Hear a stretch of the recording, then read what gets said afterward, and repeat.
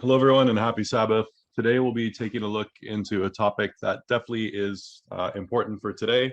We'll be looking at the Jesuit Order. If you haven't heard of the Jesuits, you might know them by the name of the Society of Jesus. It's possible they existed under different names prior. Their ideology definitely did.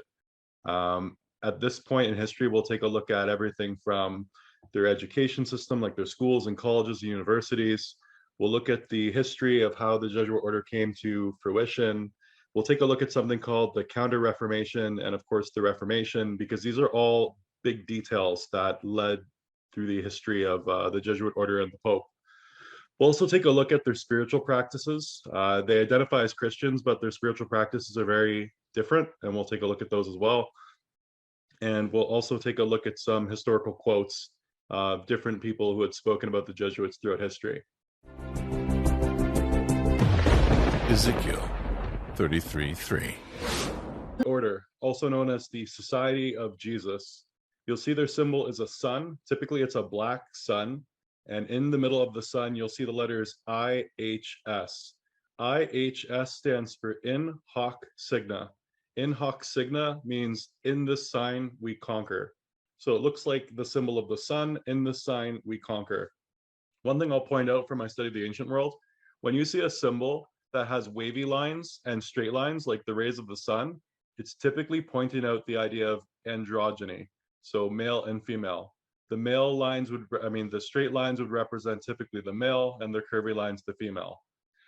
In the center, in hoc signa, some people have speculated that this also has another meaning. The Jesuits deny it, but Isis, Horus, and Set, the trinity that came out of Egypt. And you can see here, they came to fruition in 1540.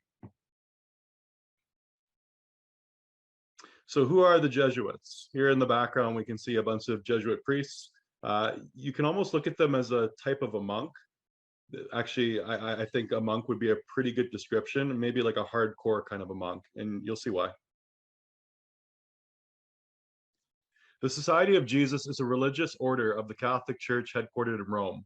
It was founded by Ignatius of Loyola and 6 companions with the approval of Pope Paul III in 1540.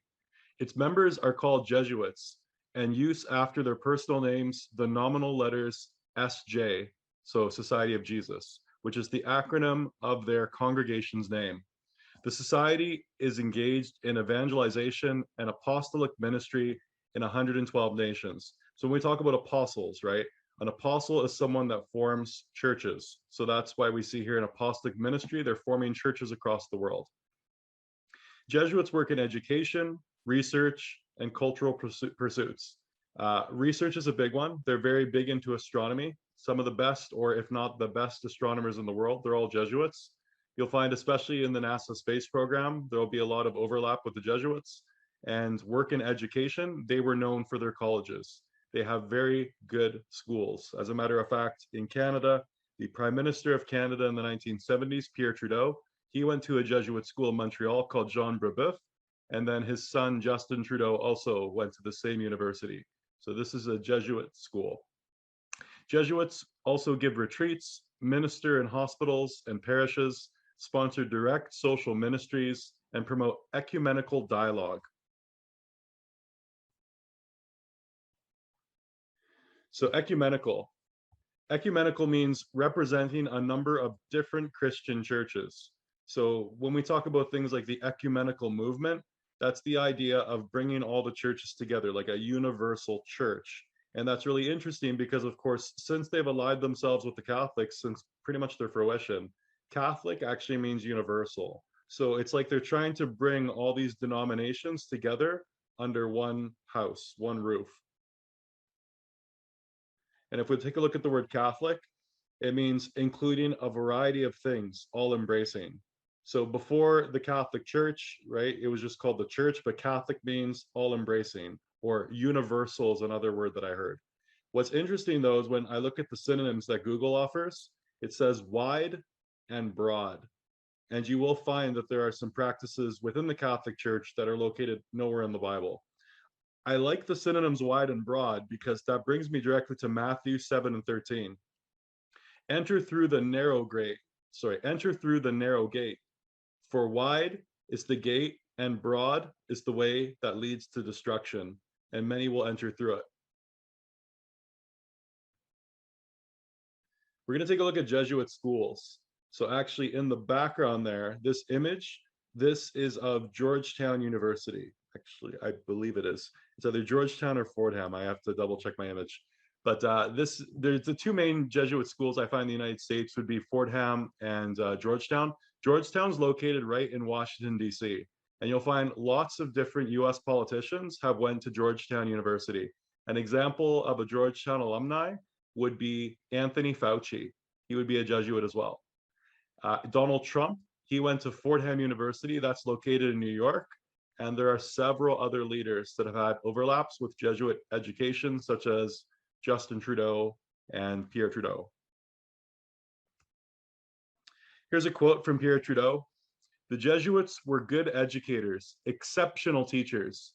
In an era and in a society where freedom of speech was not held in high regard, of course, that the discourse be focused on what they were teaching, but we were able to go beyond this framework without incurring too great a risk."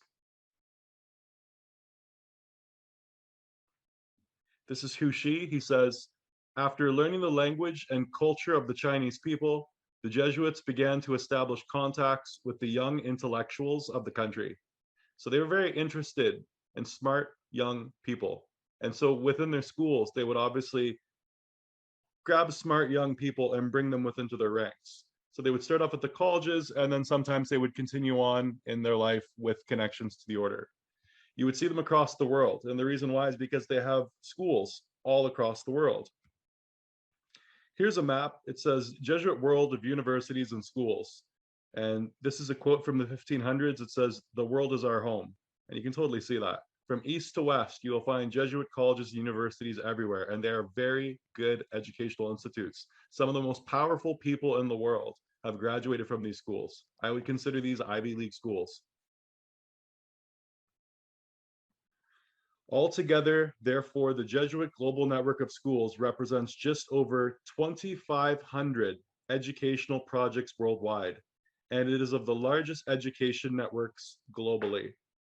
And so here it says Jesuit Conference Education Networks, 827 Jesuit schools, 51,284 staff, 857,000 students, 186. This is from 2019. So these stats I actually grabbed off of a Jesuit resource.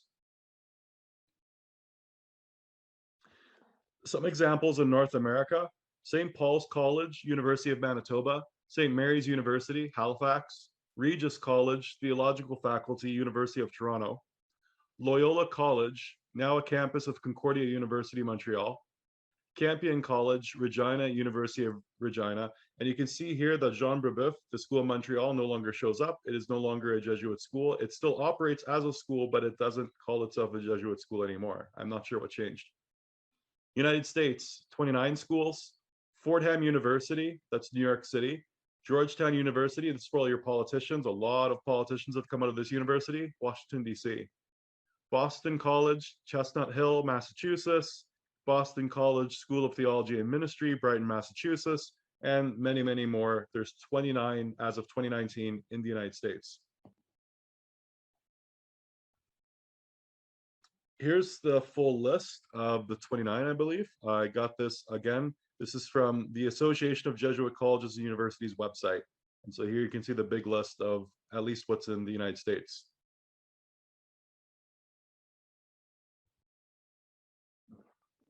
This is their mascot. Their mascot is the Jesuit wolf. As a matter of fact, if you go back, we'll take a look at the seal.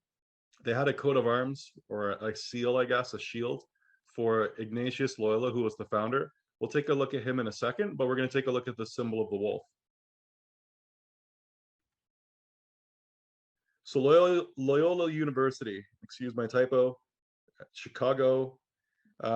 Chicago, here we can see in front of the university, there are two wolves, and the two wolves are surrounding this cauldron or a kettle. So the Loyola shield is actually two wolves surrounding a kettle. Ignatius of Loyola, Wikipedia. The Loyola shield features a pair of rampant gray wolves flanking each other, flanking each side of a cooking pot. Sometimes it's called a cauldron, sometimes it's called a kettle, in this case, a cooking pot. The wolf was to be a symbol of nobility. And if you take a look, you can see on the left-hand side here, there's an example of a shield with stripes on the one side. That has to do with Spain, and we'll get to that in a moment. In the middle, this is Rebus of the Loyolas over the entrance of Santa Casa Loyola. The reason why this is kind of interesting is if you look here, you'll see you kind of get a symbol of a half cross or a triangle, right? It's the top of a triangle if you were to draw the lines from the left and the right to the center. And then you have the two wolves facing each other. And this was actually at the entrance of the Loyolas in Santa Casa, we're talking Spain. On the right-hand side here, we can see the crest again with the shield with the two wolves and the kettle. And on this one, we can see a crown on the top.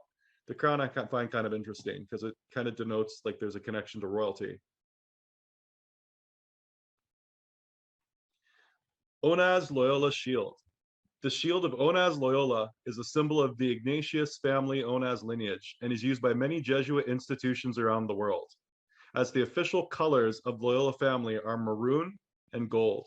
The Onaz shield consists of 7 maroon bars going diagonally from the upper left to the lower right on a gold field. The bands were granted by King of Spain to each of the Onaz brothers. The bands were granted by the King of Spain to each of the Onaz brothers in recognition of their bravery and battle. The Loyola shield features a pair of rampant gray wolves flanking each side of a cooking pot. The wolf was a symbol of nobility, while the entire design represented the family's generosity towards their military followers. According to legend, wolves had enough to feast on after the soldiers had eaten. Both shields were combined as a result of the intermarriage between the two families in 1261.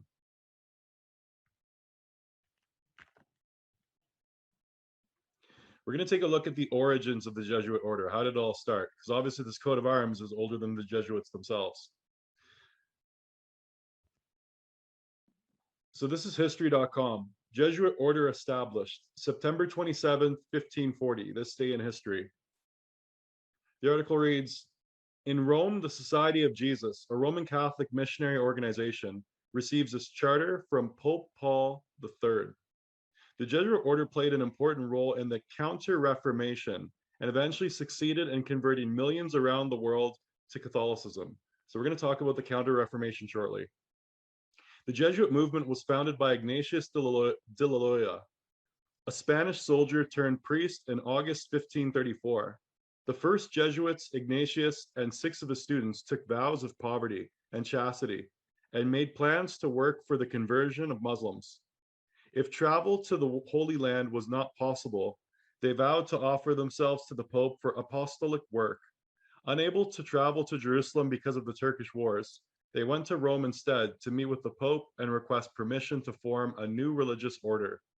In September 1540, Pope Paul III approved Ignatius's outline of the Society of Jesus, and the Jesuit order was born. Pope Paul III lived from 1468 to 1549.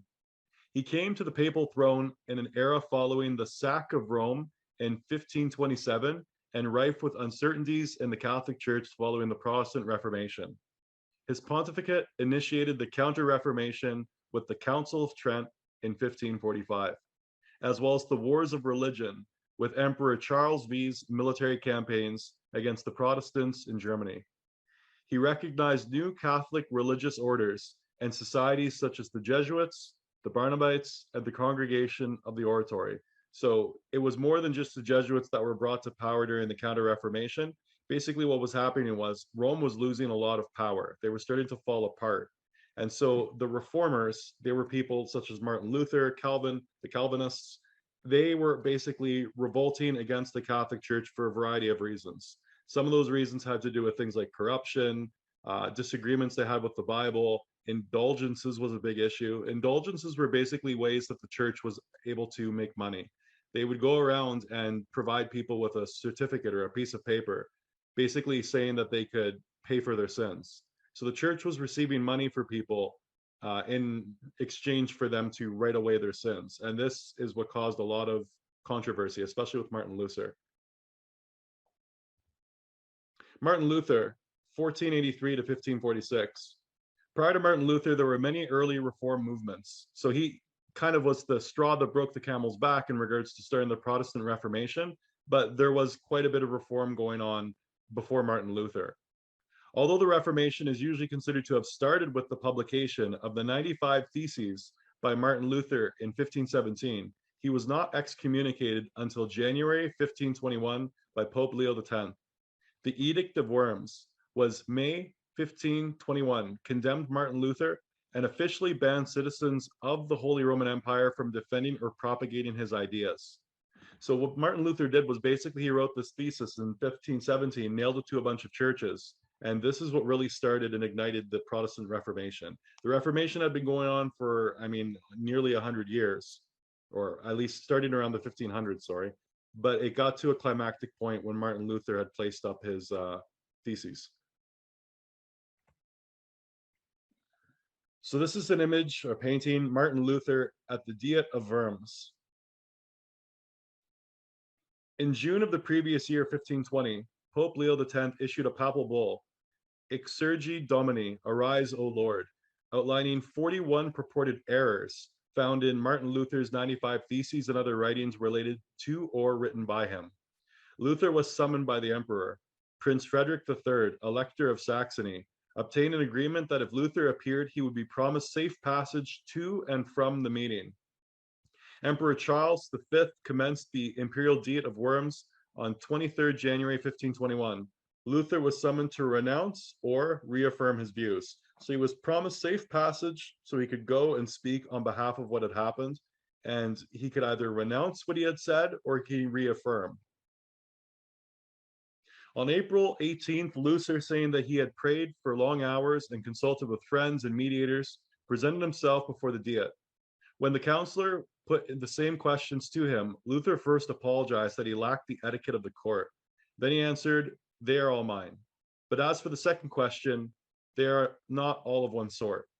Luther went on to place the writings into three categories: works which were well received by his enemies, those he would not reject; books which attacked the abuses, lies, desolation of the Christian world and the papacy, those Luther believed could not safely be rejected without encouraging abuses to continue.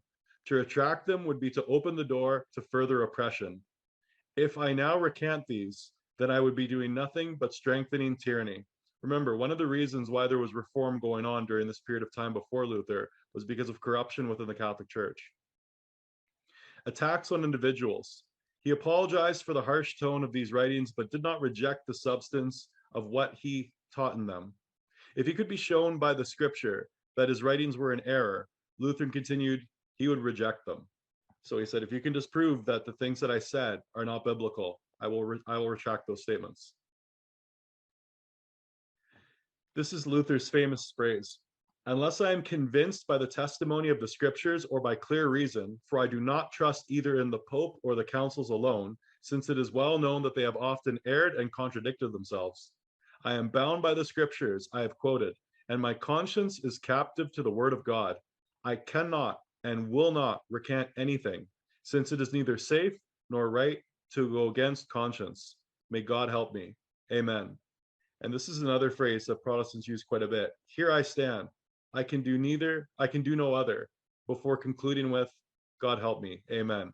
And the reason why he was ending his statements with God help me is because he knew what the church would probably do to him. In the past, of course, people were killed because they went against the church. And so he was in a very difficult position where he knew that these statements could very well cost him his life, and not just his life in a method of exiting this world in a kind fashion, exiting this world in a very brutal fashion, because heretics weren't dealt with lightly by the church. They were tortured. Timeline of the Reformation. Here are some points. I'm not going to go through everything, but just some high-level pieces. The early origins of the Reformation were around the 1500s, the beginning of the 1500s. Martin Luther posts his 95 Theses on churches. This was 1517. Martin Luther summoned to the Diet of Worms, 1521. And then we had something called the Counter-Reformation. So the Reformation was trying to reform the Catholic Church of corruption and things that people had been irritated by for a period of time, and finally there was a lot of backlash. And then there was a counter Reformation, sometimes called the Catholic Reformation, which was this idea of basically trying to take power back from people that were separating from the church, or reforming, trying to change the church by separating from the church. So we had the Protestant Reformation, and then we had the Catholic, or just the Counter Reformation. It's the same thing. Hi, my name is Paul Sargent, and welcome once again to AP Euro Bit by Bit, the series in which I'm trying to teach you modern European history in small bite-sized pieces so that you can better understand it. So today, we're going to look at the response of the Catholic Church to the Protestant Reformation.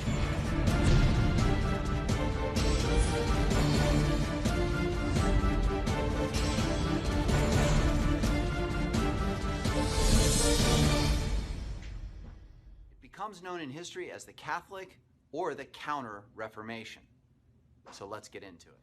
So if you've been watching AP Euro Bit by Bit, you'll see that the Protestant Reformation had fundamentally changed the way religion worked in Europe.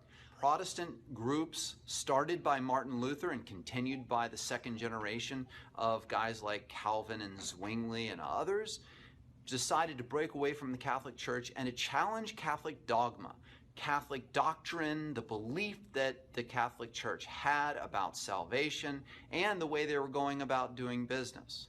And this is a Catholic Church that had unified Christendom into one thing for nearly 1,000 years. And so now they were facing a unique challenge. They decided to meet together at the Council of Trent. And really the goals of the Council of Trent were to do two things. Number one, they were going to respond to the challenges of Protestant groups. And number two, they were going to respond to complaints about abuses within the Catholic Church coming from, well, within the Catholic Church. So their entire program and what they decided was really based on three principles. Now, just so you understand, this council met for a very long time. Intermittently, they met between 1545 and 1563, and in the end, they decided, first of all, that they were going to address Catholic doctrine, Catholic dogma, the beliefs of the Catholic Church. And their solution to this was really very simple. They weren't going to change them. That Catholic belief, having been established for 1,500 years, was correct. That salvation involved both faith and good works. There were 7 sacraments that needed to be followed. And they also affirmed that authority in religious matters comes not only from the Bible, but also from the collected writings and understandings and everything else produced by the Catholic Church and Catholic thinkers for the last 1,500 years. So they didn't give any ground to the Protestants on the doctrine side. They said Protestants were wrong on this stuff. The second thing addressed by the Council of Trent was abuses within the Catholic Church. Now, these were the things that really started Reformation efforts, the fact that there were things going on which didn't seem quite Catholic. And the Catholic Church readily admitted that there were problems. And so they made a series of reforms within the church to change some of the practices of the people within the church. For example, they outlawed the practice of simony, of buying church offices. They reinstituted and re-emphasized celibacy within the priesthood, which had really kind of gone away during the Middle Ages and the Renaissance and gotten pretty ugly. They reaffirmed the sale of indulgences, but they spoke out against the abuse of the sale of indulgences. In other words, using them as a tool to raise money. And they instructed that the illiteracy of the priests was going to be addressed. Priests needed to be educated and literate and be able to really do their job in an educated way. In terms of reform within the church, they really did make a lot of steps in terms of trying to rein in a lot of the things which had been giving the Catholic Church a bad name for a few centuries now. And finally, the Council of Trent had to take action in order to put forth these reforms. And really, their actions were all about trying to root out what they saw as heresy. So, number one, they created the Jesuit Order. The Jesuit Order was going to be in charge of really education, but it was also going to be in charge of carrying out the work of rooting out heresy. So in sort of a weird confluence, they set up some of the greatest universities and education systems throughout Europe. They go about conversion efforts in areas of the world which were being colonized, especially by the Spanish and the Portuguese. They convert natives throughout North and South America and really try to educate them on Christian doctrine, Catholic doctrine, if you will, and sort of getting them towards the road to salvation. But the Jesuits were also in charge of the Inquisition and trying to find heretics and get them out, to make them confess and then do some pretty nasty things to them. The other thing the Catholic Church did is they created the Index of Prohibited Books. And the Index of Prohibited Books was going to expand and expand and expand. And really what it is a list of books that Catholics should not read because they have teachings, they have ideas, which the Catholic Church determines to be, well, bad. And think about this. In this era of enlightened understanding of things, and in this era where we celebrate Banned Book Week and all of that, it's really hard for us to understand the idea of banning books. But in a purely religious sense, the world is caught in a battle between God and Satan. And those things which are not holy are, by definition, tricks of the devil to try and gain souls. Getting rid of those takes away the temptation from souls and allows them an easier path to salvation. So it makes sense. I'm not saying I'm a fan of banning books, but it makes sense, especially at the time. So what were the effects of the Council of Trent? Well, education throughout Europe definitely benefited from the Jesuit universities that were put up. So they really made it so that Protestantism couldn't really take hold in Southern Europe. So they held on to Italy and the south of the Holy Roman Empire, Spain, Portugal, areas like that, and thus lots of the new colonies which are being established. Was it a success? Well, the Catholic Church still stands today as a very powerful institution, and they don't meet again to change Catholic belief, dogma, practices, or anything else until Vatican II. On the other hand, Protestantism does flourish in the north of Europe. It does spread to colonies in some areas, especially those areas colonized by the Dutch and the British, and Protestantism is still alive today. So it's a mixed bag, but the Catholic Reformation and the Counter-Reformation does try to stop the Reformation, but holds a line with we're right on the beliefs. And that's what's important to know. So that's about it for the Council of Trent. Thanks for watching. So we're going to take a look at the life of Ignatius Loyola, but we can see the Counter-Reformation. Some of the huge points as to why there was a split in the church was because there was corruption in the church, there was differences in belief and doctrine, and with the Protestants, when they separated, they became something that was referred to as sola scriptura. Sola scriptura meant if the Bible said it, they believed it to be true. If it wasn't in the Bible, they would reject it. And so, of course, this really destroyed the church traditions. And of course, church traditions were come up with over time by different men who were sitting in the seat of the papacy, so popes and bishops. As these Catholic men would write and they would expand on the word of God, there would be at times things that would contradict. And of course, these were things the reformers had a really hard time with. And so they rejected these church traditions, and they looked at lines in the New Testament written by Paul that told them to reject these types of traditions. And this is another reason for the split. Because, of course, when there were these differences in theology and the Protestants said, well, we can only accept what's written in the Bible, where the Catholics said, well, our popes can kind of make things up as we go because they have the authority, this caused a large divide. When we take a look at things like colonialism, people talk about the colonizing of North America and other areas of the world. The Jesuits had a lot to do with that. When the ships would come across the ocean, there were lots of Jesuits within those ships. And with the Inquisitions were quite brutal, quite violent. When people talk about violence in Christianity, they bring up two things. They talk about the Crusades and they talk about the Inquisition, and neither were supported by the Bible. So these events in history have nothing to do with the Bible, but everything to do with men basically running for power. So we'll take a look at the life of Ignatius Loyola. This is an image of him here, and you'll see behind his head, he's got this ring around like you see with many of these kind of Baroque or Renaissance pictures, where they have this halo that goes around the head. We'll explain what the halo is a little bit later. Ignatius Loyola, 1491-1556. Baptismal name, and I'm not sure if I'm pronouncing this right, Inigo. Later calling himself by the Latin name Ignatius, which would be better understood in France and Italy. So he chose to choose his name to this Latin name Ignatius from his baptismal name because he thought it'd be better understood. He originally was going to have a clerical career, but instead, Inigo became a page in the service of relative Juan Velázquez de Cuéllar, treasurer of the Kingdom of Castile. During his time in the household of Don Velázquez, Inigo took up dancing, fencing, gambling, pursuit of young ladies, and dueling.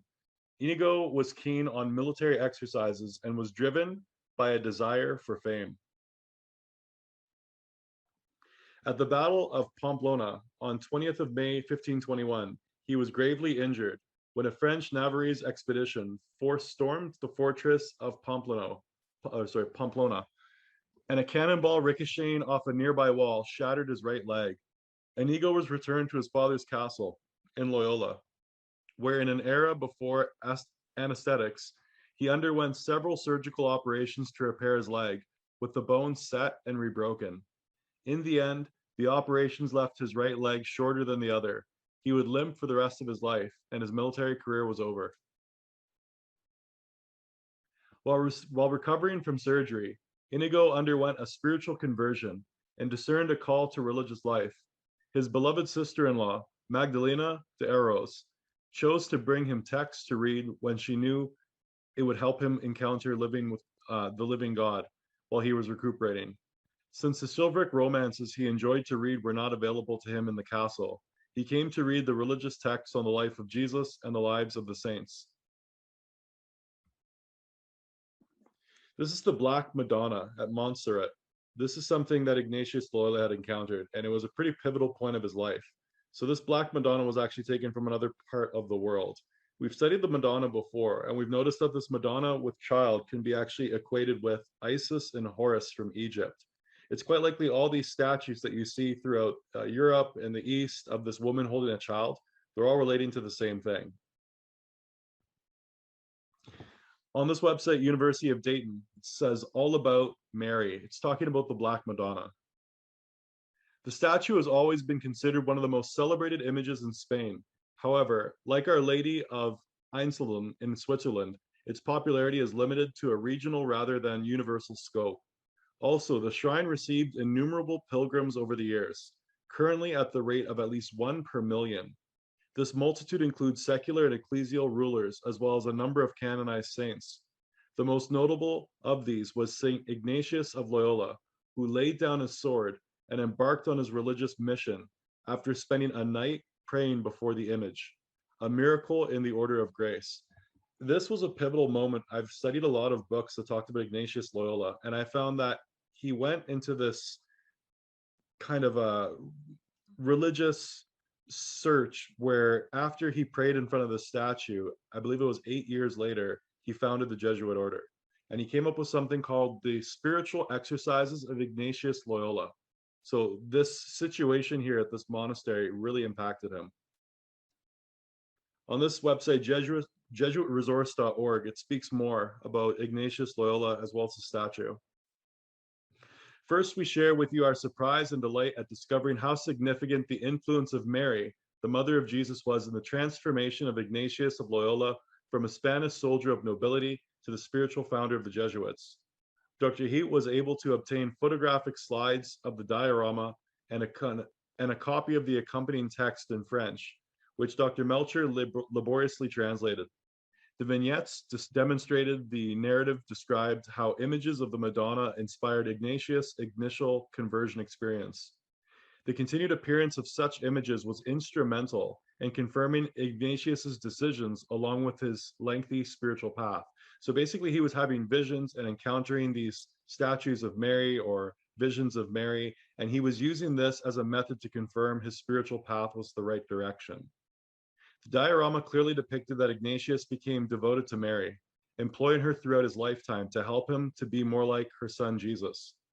In addition to the story of the diorama at Loyola Castle, numerous other sites along with the pilgrimage path emphasized the spiritual connections that Ignatius experienced with Mary, and how pivotal these were in his turning away from his previous lifestyle, in his spiritual growth along this new path, and in his founding of the Society of Jesus. So you can see that there was a very strong emphasis on Mary with Ignatius Loyola, and this had to do with visions and experiences that he was having, that he was connecting back to Mary. A brief enumeration of significant Marian visions, spiritual inspiration sparked by a painting or a statue of Mary, and other kinds of Marian connections of Ignatius. Before I go on, I will point out in the Bible, we have this rule. It's called do not worship in front of graven images. Obviously, this is from the Ten Commandments. This idea of idol worship is obviously breaking one of the Ten Commandments. And we can see here that this veneration that Ignatius Loyola had, it seemed to be deeper than just honoring Mary, the mother of Christ. There always seemed to be like an idol involved. So I find it very interesting that his visions seem to have some kind of an overlap with this appreciation for an idol, or over appreciation of an idol. As we know that Mary was not a statue, but typically he would have a lot of these experiences surrounded by idols, statues. It says, life includes the following: Marian influence in Ignatius's early life at or near the Loyola estate. Particular impact of his sister-in-law Magdalena's painting of Mary hanging in the family castle. He was looking around in his life and he was noticing all these connections to Mary and then building this spiritual quest based on it. Premier vigil of conversion before an image of Mary in Aranzazu, where Ignatius pledges to live his life like Jesus. Ignatius seriously considers murdering a Muslim who questions Mary's virginity in order to defend her honor. After a 3-day vigil, Ignatius lays down his sword in front of the Black Madonna at Montserrat to take up his life of a religious. So this was that pivotal moment. Strong influence of Mary at Manresa while Ignatius meditates and writes the spiritual exercises in the cave. This is when he came out with his own kind of a religious deal. He basically got into meditation, which we'll see a little bit later. And through his constant meditation, which he often describes as prayer, but wasn't prayer, this is what got him to really change in his personality. Ignatius's vision of Mary in the hospital of Magdalena at Aspitia. So here we're starting to see more visions, and these visions are occurring, like I said, after he had this experience in front of this idol. He takes vows with some companies in front of the Mary statue at St. Paul's outside the walls of the Basilica in Rome. So now you can see that he's actually taking some of his soldiers, because the Order of the Jesuits is a military order. So he's actually taking his comrades with him to take vows in front of these statues. Church of Santa Maria della Strada, the first church ever held by the Jesuits, and is the site of the future Gesu in Rome. The Gesu itself called Our Lady of the Way Church. So Mary became the center of everything that he held as important. Ignatius became driven by mystical spiritual observations surrounding the Virgin Mary as he took note of her everywhere. So this book he wrote was called The Spiritual Exercises of Ignatius Loyola. And this today is a staple of the Jesuit Order.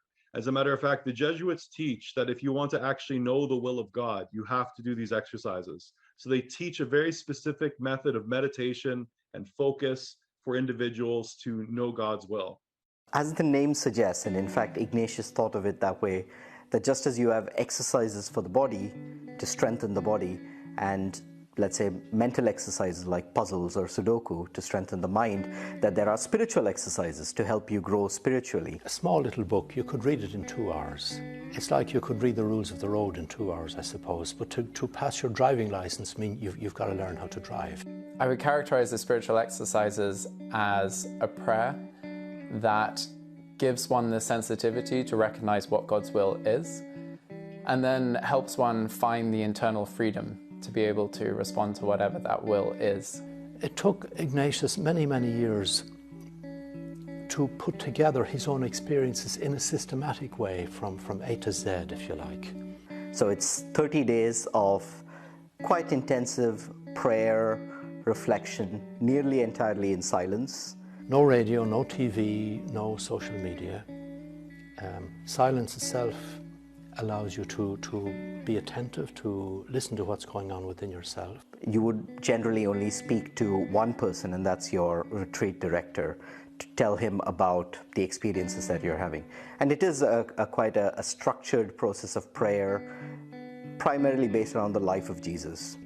And he organized the spiritual exercises together into a kind of 30-day structured program. So the way I think of it is like a spiritual boot camp.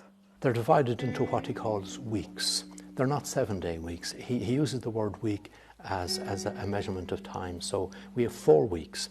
The first week basically is about our need and the need of the human race for healing, for forgiveness, for allowing God to transform us and to transform the world. It's really to situate ourselves and recognize the reality we're in.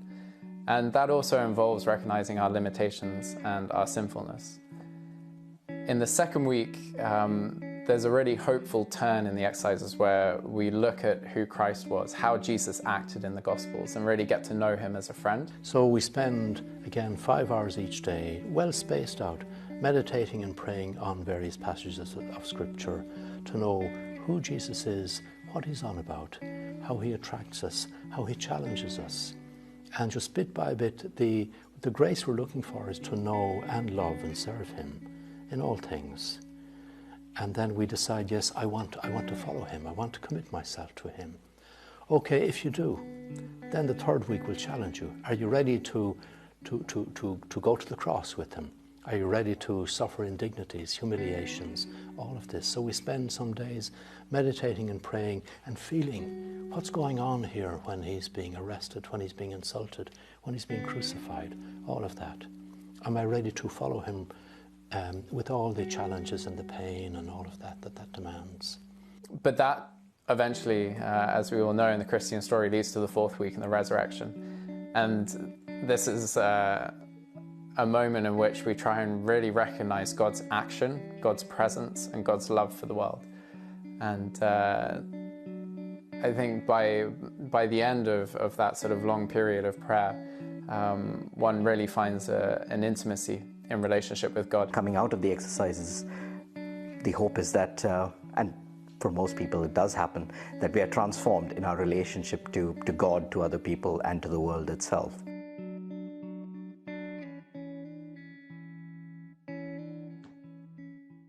Now, don't get me wrong, this sounds like a very positive thing, but this is actually Christian mysticism. They're using visualization techniques, meditation, prayer, and different forms of self-suffering to get the individual to reach a higher plane of consciousness. That's what the whole purpose of this is about.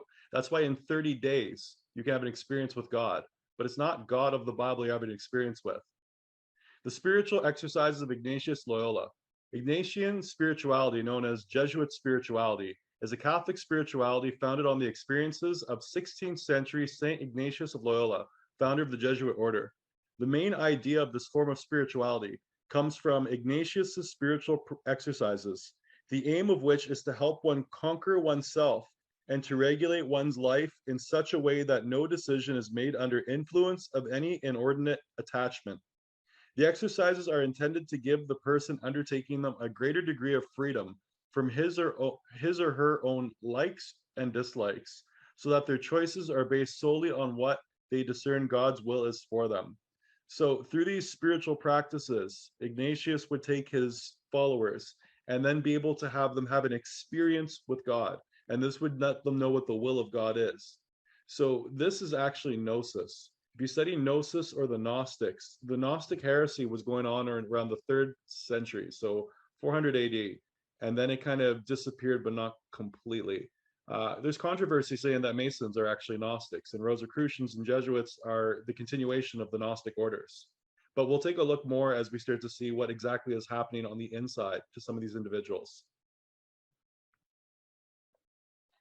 We'll take a look at some of the works of the Jesuit Order as well. And we'll look at their military history a little bit, and we'll do more of a deep dive into that later. Ignatius of Loyola, venerated as Saint Ignatius of Loyola, was a Spanish Basque Catholic priest and theologian who, together with Peter Faber and Francis Xavier, you probably recognize the name Xavier, founded the religious order called the Society of Jesus and became its first superior general, at Paris in 1541. So Jesuits, they were formed by Pope Paul III in 1540. 1541, they have their first superior general. So it's really interesting to see that you have a religious order with a military leader. So looking again at the timeline of the Reformation, it lays out like this. We have the early origins of the Reformation. This is before Martin Luther. Then we have Martin Luther posting his 95 Theses on the churches. Ignatius of Loyola, he goes from soldier to priest. He was injured, his leg was injured, he could no longer be a soldier. So then he goes on this religious journey. Pope Paul III, approval of the Jesuit Order, or the Society of Jesus. Then we have Ignatius of Loyola. He's appointed the first superior general. The superior general today is called the Black Pope. So everyone knows about the Pope. The Pope is the guy, obviously, that's inside of the Vatican. Well, the Black Pope is the leader of the Jesuits. He's the first superior general. And then we had the Council of Trent in 1545, which was the Counter-Reformation. So the Jesuits really came to life because of the Counter-Reformation. You have almost like a military of priests, of monks, and they're put in this order to basically resolve the issues of the Reformation, crush the Reformation, and bring heretics and bring people again under the umbrella of the Catholic Church. And you can tell with the leader of the Jesuits, Ignatius Loyola, there was a very strong connection to Mary, but this Mary was obviously an idol. It was a statue. And so these visions would have obviously been through this connection to this idol. So it's questionable, really, whether it was a connection to Mary or if it was a connection to a particular spirit. Because we know in the occult world, there was a spirit or there was a goddess that was called Isis. And Isis went by many names. And in early Rome, she was called Cybele. Later in history, there was the suppression of the Society of Jesus. So again, when you look at some of the media, you see a very positive theme. I don't see anything negative about it. As a matter of fact, I think there may be two sides to the Jesuits because everyone makes their own personal decisions. The Society of Jesus was actually suppressed and expelled from most areas of Europe. So you can tell there's obviously two sides to this organization. The suppression of the Jesuits was the removal of all members of the Society of Jesus from most of the countries of Western Europe and their colonies beginning in 1759 with the approval of the Holy See in 1773. I heard that it was around 70 countries that the Jesuits were kicked out of. The Jesuits were serially expelled from the Portuguese Empire, 1759, France, 1764, the two Sicilies, Malta, Parma, the Spanish Empire in 1767, and Austria and Hungary in 1782. So obviously, if they were kicked out of this many countries, there must have been something very strange going on. Historians identify multiple factors causing the suppression.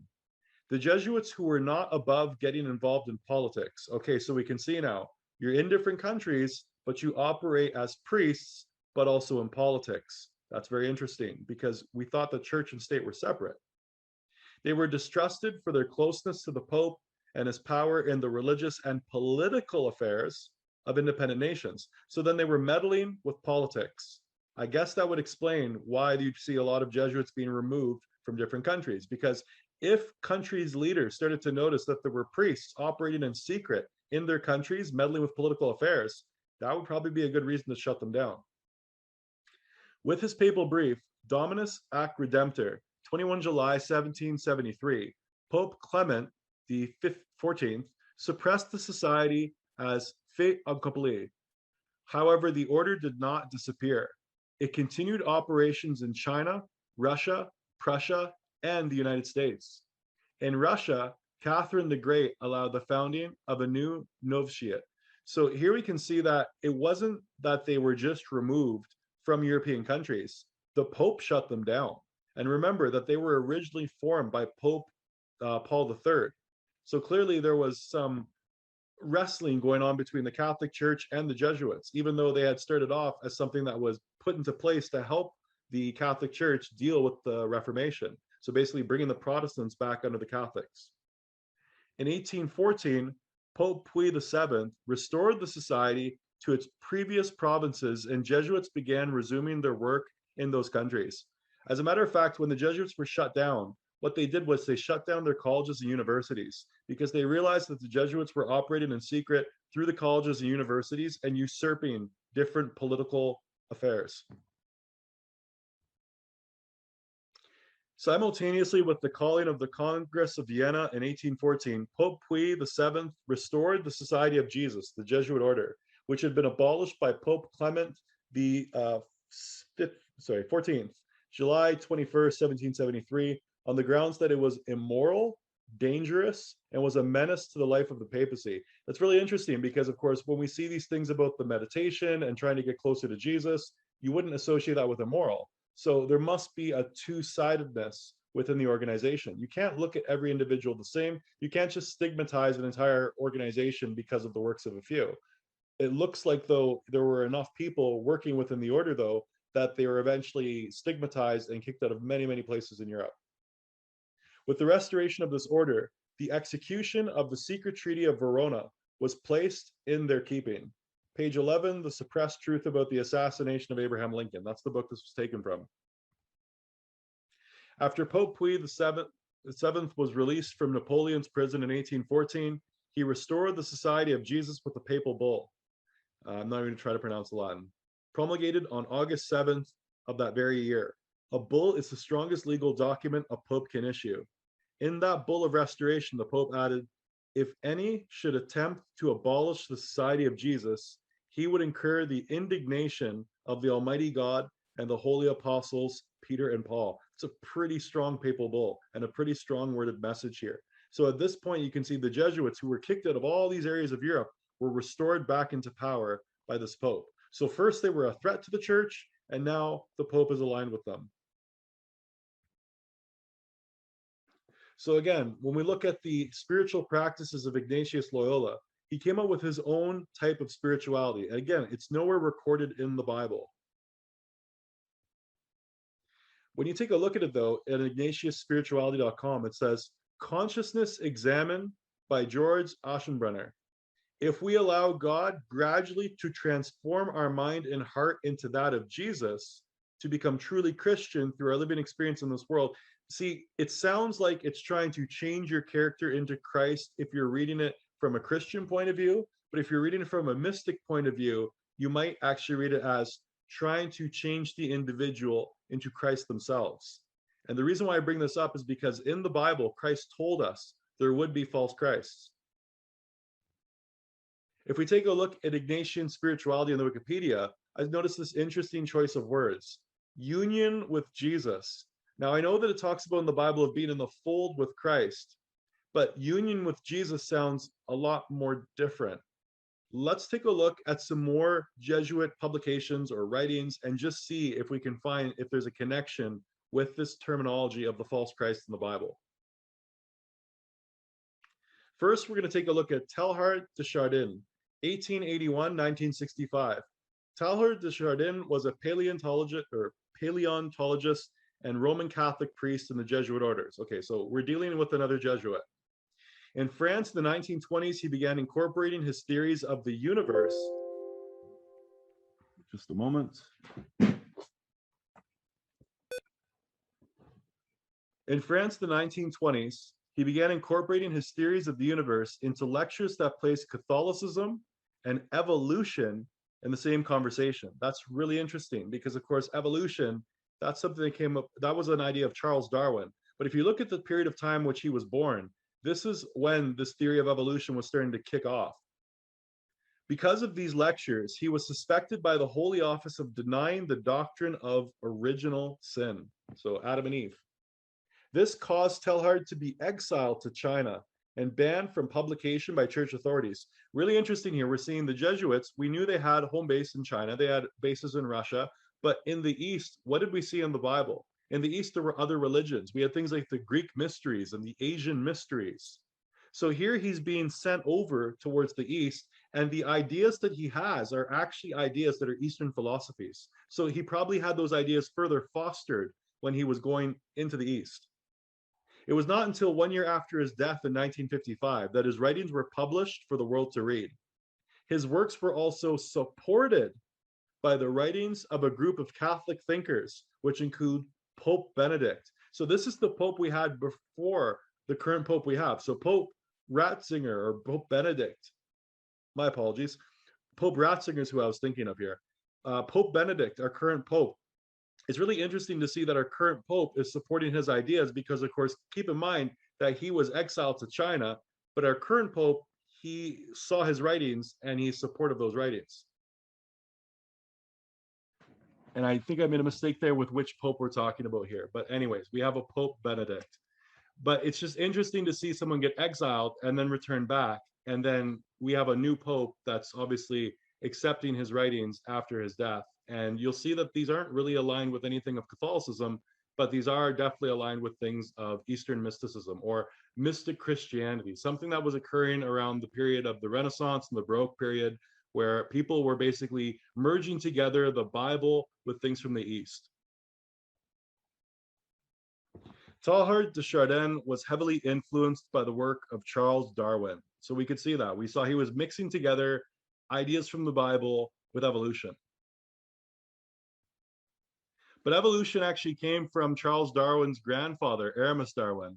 And Aramis Darwin was born before Charles was even, Aramis Darwin had coined this idea of evolution before Charles was even born.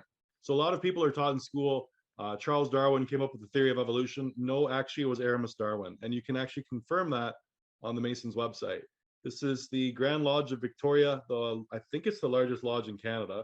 And this is an article on Aramis Darwin. It says, best known as the grandfather of biologist Charles Darwin, Aramis Darwin was a philosopher, poet, scientist, and physician, well informed on all aspects of late 18th century science and medicine. He had advanced ideas on cosmology and evolution, which he recorded in a verse of a high quality. As author of Zoonomia, or the Laws of Organic Life, in 1794, he proposed the gradual evolution of animals and plants. So this idea of the theory of evolution was long before Charles Darwin. This is his grandfather, and his grandfather was a Freemason. And so what we're seeing is a synergy between the Jesuit order and the Masonic order. That's really interesting because remember, a Mason came up with this idea, and Masonry itself is a religion. So there must be an overlap then in the ideas, the philosophies between Freemasonry and Jesuits. And we can see Samuel Morse noticed that as well. The Jesuits are a secret society, a sort of Masonic order. Now we can see why there's some agreement between these different philosophies, with super added features of revolting odiousness and 1,000 times more dangerous. So here, we're starting to see this repetitive theme here, where there must have been some history of the Jesuits, which is extremely negative. And at least if we look at the Catholic Inquisition, Spanish Inquisition, for example, that was very bloody. And that was perpetrated by the Jesuits on behalf of the Catholics.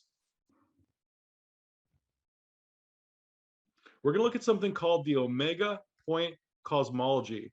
And again, this was by Teilhard de Chardin, a Jesuit priest. And of course, we saw that he had this overlap with evolution. So he's trying to basically combine Masonic ideas with the Bible to explain the Bible. And again, this is where we start to get into Christian mysticism, when we start basically taking New Age kind of ideas, New Age occult, and then mashing it together, astrology, for example, and bringing it together under this guise of Christianity. The Omega Point. The Omega Point is a supposed future when everything in the universe spirals towards a final point of unification. The term was invented by French Jesuit Catholic priest Pierre Teilhard de Chardin. Teilhard argued that the Omega Point resembles the Christian Logos, namely Christ, who draws all things into himself. By 1962, the Society of Jesus had strayed from Spanish Jesuit priest Francisco Cereza's philosophies on man in favor of Teilhardian evolutionary cosmogenesis. Teilhard's Christ is the cosmic Christ, or the Omega of Revelation. So then there was this terminology that appeared that was called the cosmic Christ. This is a quote. He says, I believe in the church mediatrix between God and the world. The church, the reflectively Christified portion of the world, the church, the principal focus of interhuman affinities through super charity, the church, the central axis of universal convergence, and the precise point of contact between the universe and the Omega Point. So his idea of this cosmic Christ, he said that the church was this point that brought the two worlds together. The Catholic Church, however, must not simply seek to affirm its primacy and authority, but quite simply to present the world with the universal Christ, Christ in human cosmic dimension as animator of evolution. So now we're seeing the ideas of Charles Darwin, which is, I guess, Aramis Darwin. We've seen Aramis Darwin's ideas, which is Freemasonry, combined together with this Jesuits idea, where he says that human evolution is going to be pushed forward by some kind of a cosmic Christ, which the Catholic Church, which is called the Universal Church, right? Catholic is universal. They're going to bring this to the people. If we take a look at this book called Masonic Initiation, it says, initiation has no other end than this: conscious union between the individual soul and the universal divine spirit. Okay, that's really interesting. Because if we go back here and we take a look, we can see we have this idea of a universal Christ, Christ in human cosmic dimension as animator of evolution. And then the Masons have in their writings the idea of a universal divine spirit. Do you want to guess that the universal divine spirit of Freemasonry is the cosmic Christ of the Jesuits? It's the same thing. So the question is, what is Masonic initiation? How do you become initiated? Because if you can answer this question, you can start to figure out in the future if these ideas are going to be brought forward, as we saw that this Jesuit priest thought would happen through the church, this idea of the Omega point. How would the Omega point, how would the cosmic Christ, how would this happen? And the answer is through initiation. So how do you become initiated? Masonic initiation, page 141 reads, for those upon the path to real initiation, meditation is essential. So there you go. If you try to figure out how people are going to become the false Christ that Christ talked about in the book of Matthew and the book of Luke, it is required that you meditate. That is how you're going to change yourself from the inside. And we can see the spiritual exercises of Ignatius Loyola. What did we find with him? That there's going to be a transformation that can happen after 30 days of meditation and putting yourself in this very strict form of cutting yourself off from the world and just doing exactly what they tell you to do over a 30-day period. So Masonic initiation equals meditation. And the Jesuits, we know from Ignatius of Loyola, they meditate as well. Masonic initiation, page 87 reads, initiation always occurs when the physical body is in a state of trance or sleep, and when the temporarily liberated consciousness has been transferred to a higher level. This sounds like the yogis. This sounds like the Buddhists. This sounds like what's going on in India. And of course, we know that India, they got their knowledge from the Vedas. The Vedas came from Iran. Iran is ancient Babylon. So it looks like we can see this method of evolving into this Christ state is done in a trance, a state of sleep, a state of meditation. Masonic initiation. The Masonic initiation written by W.L. Wilmhurst on page 19 reads, for real initiation, so meditation, means an expansion of consciousness from the human to the divine level. So when the Jesuits are going through their spiritual exercises and thinking about all these things that Christ did in the Bible, this is not a type of prayer. This is actually a type of meditation. You're trying to put yourself in the in the shoes of Christ, and in your mind, imagine what it's like to be Christ. And apparently when you do that to this level of this cutting yourself off from the world and really focusing like this, you will connect to something, but it's not the Christ of the Bible. The Masonic initiation, page 141 reads, every man is a potential Christ. Here's your smoking gun. And the purpose of evolution is to raise every human being to the sublime degree of a master Christ. Now think about it. Charles Darwin's grandfather, Aramis Darwin, he came up with evolution. He was a Mason. What's the purpose of evolution? To raise every human being to the sublime degree of master Christ. Masons are reaching the point in meditation where they believe that they're God. What did the serpent do in the book of Genesis chapter 3? Made Eve believe that she could be like God. Is this the method? Another piece from mystic Masonry. It is far more important that men should strive to become Christs, then they should believe that Jesus was Christ. Wow, that's pretty blasphemous. So here we can see it's not the idea of you believing in the Son of God and you'll be saved. Clearly, we have a different type of salvation here. You are going to strive to become the Logos. You're going to become the Christ yourself. It goes on and says, if the Christ state can be obtained by one human being during the whole evolution of a race, there's that word evolution again, then the evolution of man is a farce and human perfection an impossibility. So when you were taught in school the theory of evolution, you weren't taught where it was heading to. The theory of evolution was teaching man that someday man would become God. You start off as an amoeba, turn into a monkey, from monkey to man, from man to God. And you can't say it's not true, because once you find out where evolution came from, you understand it is a religious idea. The evolution of man through meditation. This is where the false Christ of the Bible comes from.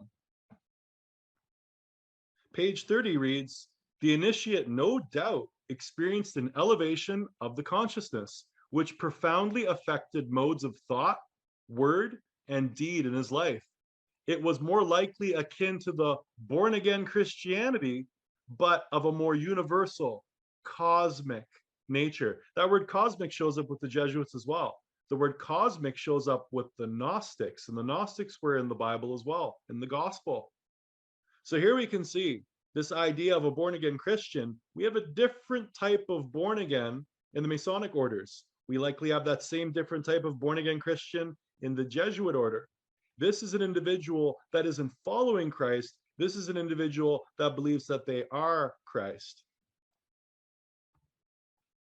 The cosmic Christ is the Christ found within yourself. They hide it in your movies. Did you know it's in the movie Transformers? In the movie Transformers, when they talk about the Allspark being inside of the Autobots, the Allspark is this idea of the Christ consciousness. As a matter of fact, when we were taking a look at the Omega, right, the Omega point, the Christ consciousness is the Omega point. It is the divine spark. The Gnostics talked about this. Mark 13, 1-8. As Jesus was leaving the temple, one of his disciples said to him, "Teacher, look at the magnificent stones and buildings." "Do you see all these great buildings?" Jesus replied. "Not one stone will be left here on another. Everyone will be thrown down." He's talking about the temple on the Temple Mount. It's destroyed. It was destroyed in 70 AD. While Jesus was sitting on the Mount of Olives opposite the temple, Peter, James, John, and Andrew asked him privately, "Tell us, when will these things happen? And what will be the sign that they are about to be fulfilled?"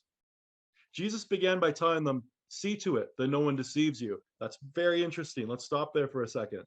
So when were things going to get loud? When were things going to be destroyed? When were things going to be completely pulled to rubbish on the Temple Mount? Sure, we saw it be destroyed in 70 AD, but there still is the Temple Mount, and there still is an area where you can go in Israel. But here we're seeing this idea of absolute destruction, and the apostle's like, well, when is it going to happen? He responds with almost something cryptic when Christ says, "See to it no one deceives you. Many will come in my name, claiming I am he, and will deceive many." So individuals who have reached the Christ consciousness, do you think that if an individual reaches the Christ consciousness and they believe that they are Christ, this might fulfill what Christ is talking about in Mark? This was obviously something that's been going on for quite a period of time. This didn't start yesterday, because remember, this came from the East. As a matter of fact, there are people today in the church that believe that Christ is no different than Buddha, and that he became the Christ between the ages of 12 to 30.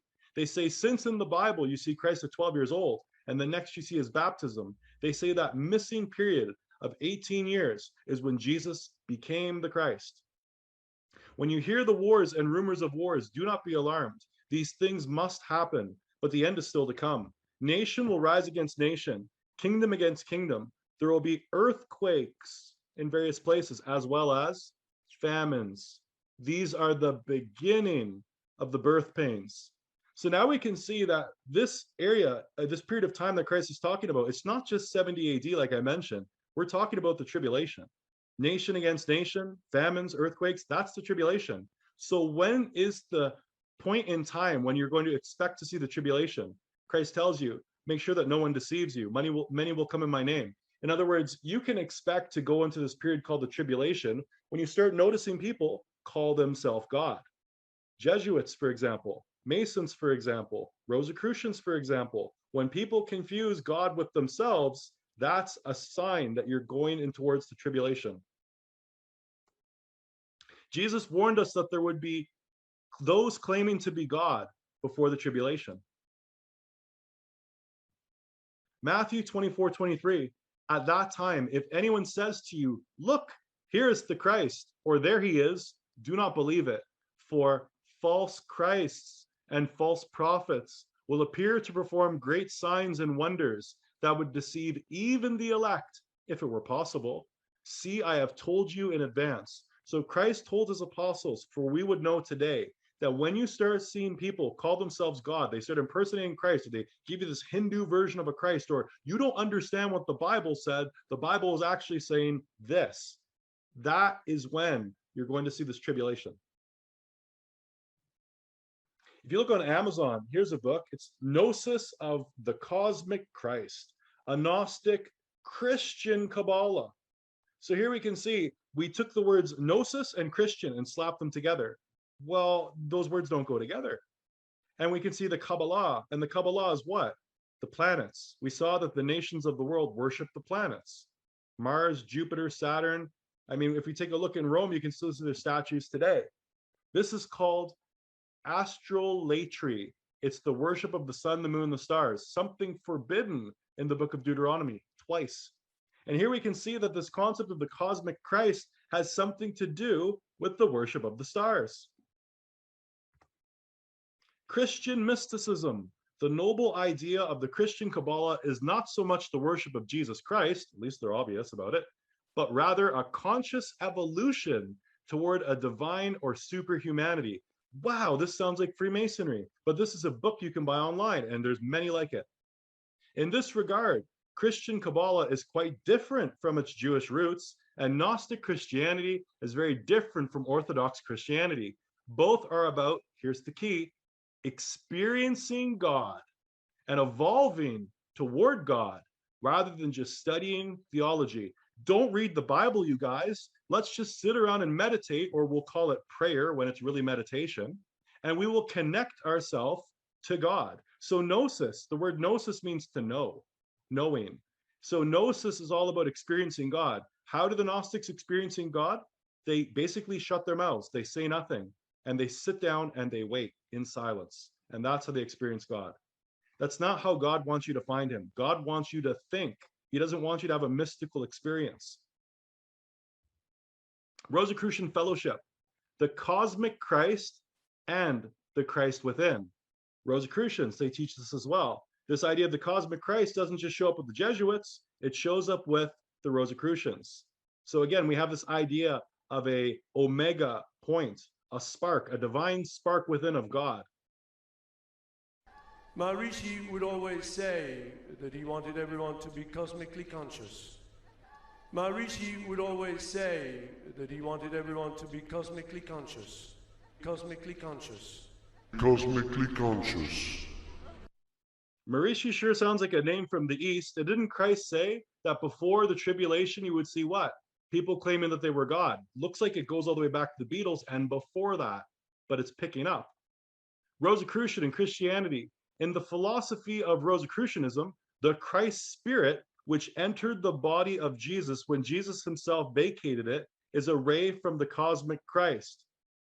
Okay, so then again, we have this idea of Jesus becoming the Christ. He isn't God, he became God. And if you think about it, if Jesus can become God, doesn't that mean that you and I can become God too? There must be a process, right?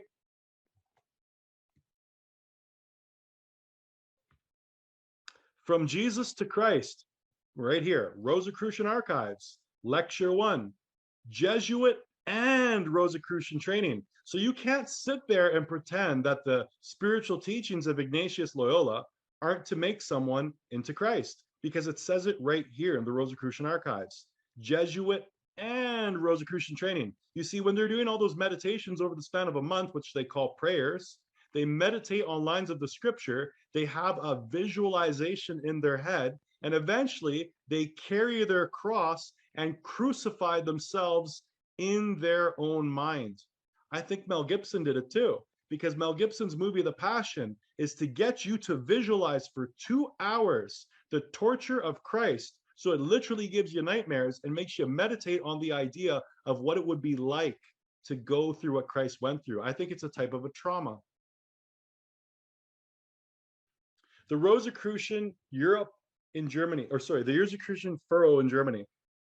There is frequently made general accusation of magical practices. So now we can see the idea of magic being mixed together with meditation. Finally, and this one of the most important points, their enemies complain that the religious position of the RC brothers is not clear. RC stands for Rosicrucian Christian. So in other words, the enemies of the Rosicrucians, they have no idea what their religious standpoint is. Some call them Lutherans, others Calvinists, and some Socians, and some deists. They are even suspected by some of being Jesuits. So of course, when you take a look at their doctrine, it's all over the place. You're getting stuff from Iran, you're getting stuff from India, you're getting stuff from Asia, and this is considered magic. And it's interesting because, of course, when I studied magic, which was a very difficult process, magic had a lot to do with focusing my mind and meditating. If you perform certain types of magic, like John Dee, the Queen's mystic, you put a black obsidian mirror in front of you, you put 2 candles there, and you stare at it until you go into a trance. Magic is meditation.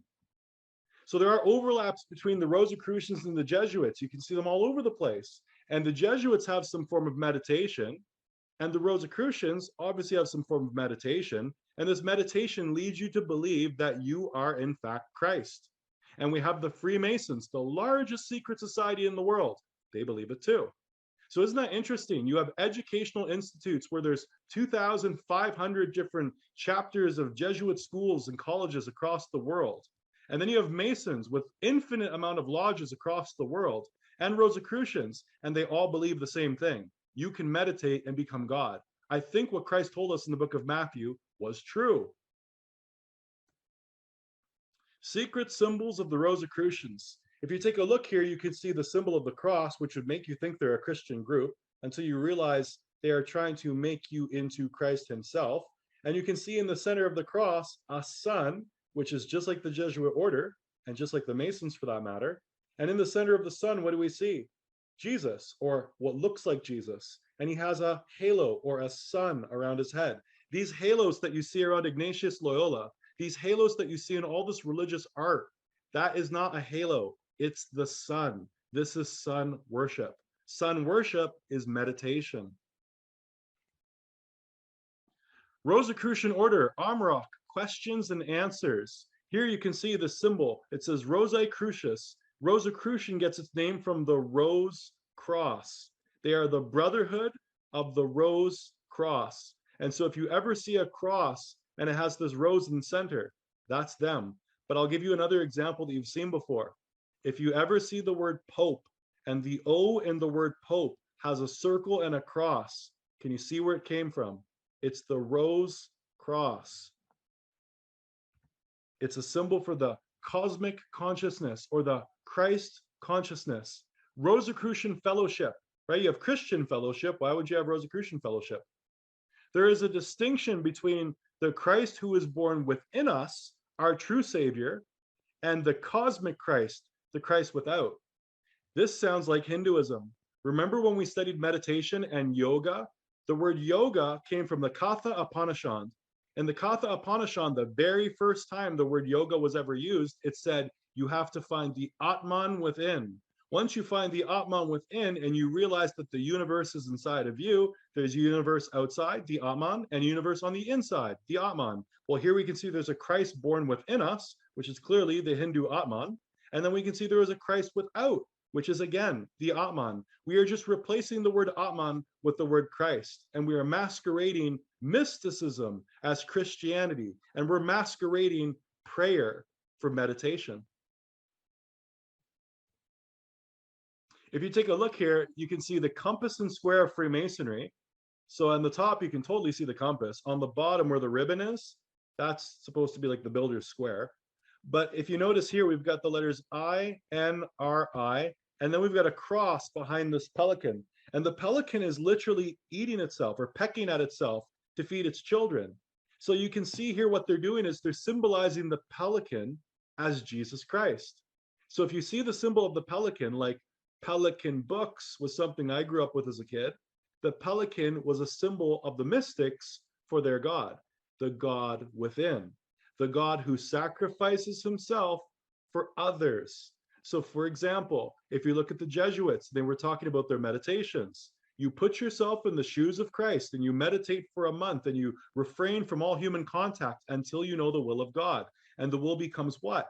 Hearing a voice within that's telling you that you are Christ and that Christ has to do good works. So through your good works, you are acting like God. And so we can see the Rosicrucian cross is directly beneath the pelican, which is a symbol for Christ. And I will show you that it is Christ, because if you look on the bottom, it says INRI. Look at these pictures of the crucifixion, and you will see above the cross the letters INRI. Yes, the pelican is Christ. They have made Christ into something of a mystical experience where each individual comes to the conclusion through their own spiritual journey, which varies between person to person, that they are God. That is the ultimate point. How they get there differs a bit. Knowing your 7 chakras. So 7 chakras. Now let's read this. The Rosicrucian cosmoconception. In other words, this is where the Big Bang Theory came from. The Rosicrucians teach that the above referred 7 worlds belong to the lowest of the 7 cosmic planes. So what the Rosicrucians called the 7 worlds or the 7 cosmic planes, the Hindus called the 7 chakras. You've seen the overlap here. Cosmic Christ, Atman, prayer, meditation.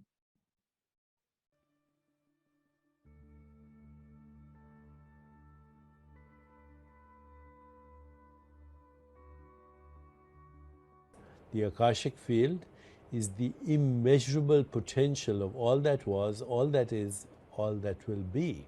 It's cosmic consciousness. And from there comes everything that has ever existed, everything that exists now, and everything that could possibly exist in a never-ending horizon of the future. Endless. Okay, and it's our source, and we have access to it. Now, science will not go that far. They call it the quantum vacuum. Okay, but then you say, is this quantum vacuum in space and time? No, it's not, because it's from where space-time comes. It's another word for God, really. That is the future of God.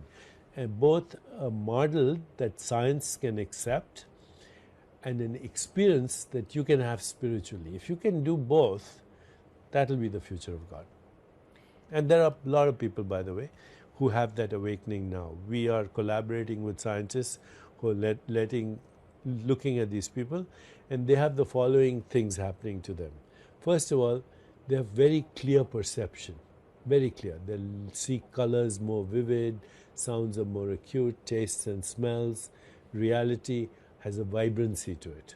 They can see beyond the physical into the subtle, and they can see beyond that into the formless void, and they can experience themselves in those 3 domains. So that's happening to people. Secondly, they are not bamboozled by melodramatic emotions, because they see that emotion is just a form that consciousness takes and then it goes. So they are able to witness their emotions. They are beyond reactivity. Thirdly, they have no fear of death, because they see death and birth are just like parentheses, punctuation points in the pattern of behavior of the formless divine. Fourthly, they have more creativity, their memories are sharper, but they're not burdened by memory, they're not victimized by memory. So, the phrase is, I use memory, but I don't allow memories to use me, because even these memories are patterns of behavior. Now, you can find validation for this if you look at Ian Stevenson's work at the University of West Virginia, documentation of thousands of cases, what they call reincarnation, other lifetimes, documented cases. You can find all kinds of evidence of the paranormal extrasensory experience, which I call dormant non-local potentials. Dean Radin, Erwin Laszlo, thousands of people in the world of science are investigating this, and there are people who are doing psychological tests on people who are having what they call an awakening. Deepak Chopra is definitely leading the way for a lot of this mysticism. This is the Christ of India. You could see in the background all the different, Asian idols. So the thing is, they masquerade this religion, but they hide it in plain sight. He said that everything that ever existed, that's the cosmic consciousness. Wouldn't that be the Big Bang? The Big Bang actually comes from this idea of the serpent egg, or the Ouroboros, or the cosmic egg. You can see this in Delphi, for example, where the Greek mysteries were, the Delphic egg. They call this metaphysics. Metaphysics we've studied as Kabbalah. Kabbalah is where you get the word cabal. Quantum mechanics is the other word that they like to use for it. When you hear words like quantum mechanics or quantum physics, you're thinking things like, I don't know, rockets maybe because of the word physics, but no, it has to do with spirituality, has to do with meditation, has to do with consciousness. He said that colors become more vivid. That's because you can start to see into the spiritual realm. You can see things like the aura, which is the magnetic field that comes off of a person's body. Everyone has an aura that goes around them, and you can practice to see it. Basically, you can prove the aura exists quite simply. If someone is alive, they have the aura going around them because when they reach their arm out over a radio antenna without touching it, they can distort the field. Take something that's dead and bump it against an antenna. If you're not touching it and there's an object between you and that object, the radio won't show any interference. That means there's a wave of energy that comes off of your body that doesn't have to have you touch the object to interfere with the reception of the object, in this case, an antenna. How do you have a magnetic field that goes around your body? It's caused by your heart beating. When your heart beats, that sound, the blump, blump that your heart makes, it's actually making a field of energy around the body. And so your brain is going to cause electricity to go through the nervous system, whereas your heart is going to cause the magnetic field. You are an electromagnetic organism, and that's what the mystics had figured out. And by channeling energy in the body up these points they called chakras, they were able to give you different conscious experiences to the point where you would actually tickle parts of your brain and you would see things and hear things that were all happening from within. They call this the seeing into the subtle. There are people with their third eye open, or people who do ayahuasca if they can't open their third eye, and they can see into the subtle planes. They'll see things that are overlaid on top of reality. When you study the Bible, you'll find out that Eden wasn't some faraway place. It was when heaven and earth were overlapped with each other. In other words, men and women could see into the spiritual until they sinned, and then they were separated from God. So the people that are able to see into these other planes of existence, they've stimulated their third eye. They do it through meditation. They do it through basically self-deprivation of different things. That's why you'll see the monks, they'll go out and they'll deprive themselves of food, or they'll deprive themselves of being in the warmth.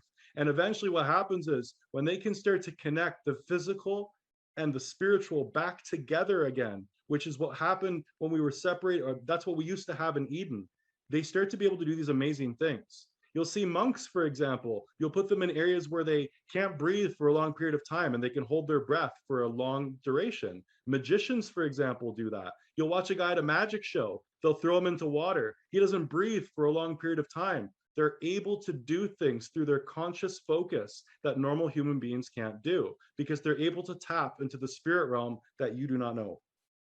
Reincarnation comes from this teaching, but it's not the reincarnation that you think.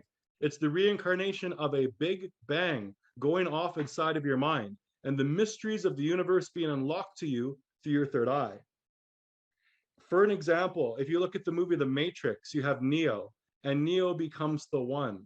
Neo is based on the idea of John Dee's monad, the idea of the oneness in nature. The monad was put on the American $1 bill. They wrote it on there as monas, and we studied that weeks ago. Tom Cruise in the movie Oblivion, he doesn't realize who his wife is. He goes around this adventure, and then he finds out when he goes underground, which represents the subconscious, he comes to the conclusion that he is actually a different person, and he remembers his former wife. It's this idea of regaining your consciousness through the third eye. And since Tom Cruise is a Scientologist, and Scientology is connected to Satanism, and Satanism connects to Hindu gods and goddesses.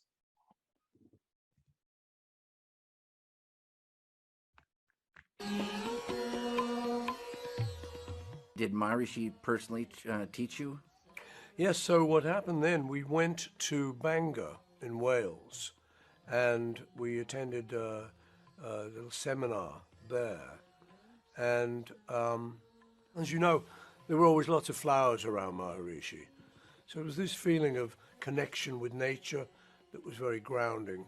And then eventually we went out to Rishikesh with him, which was more sustained. How long had you been meditating when you went to Rishikesh? I'm not sure of the exact timings because it was 40 years ago, but I would say a month or so.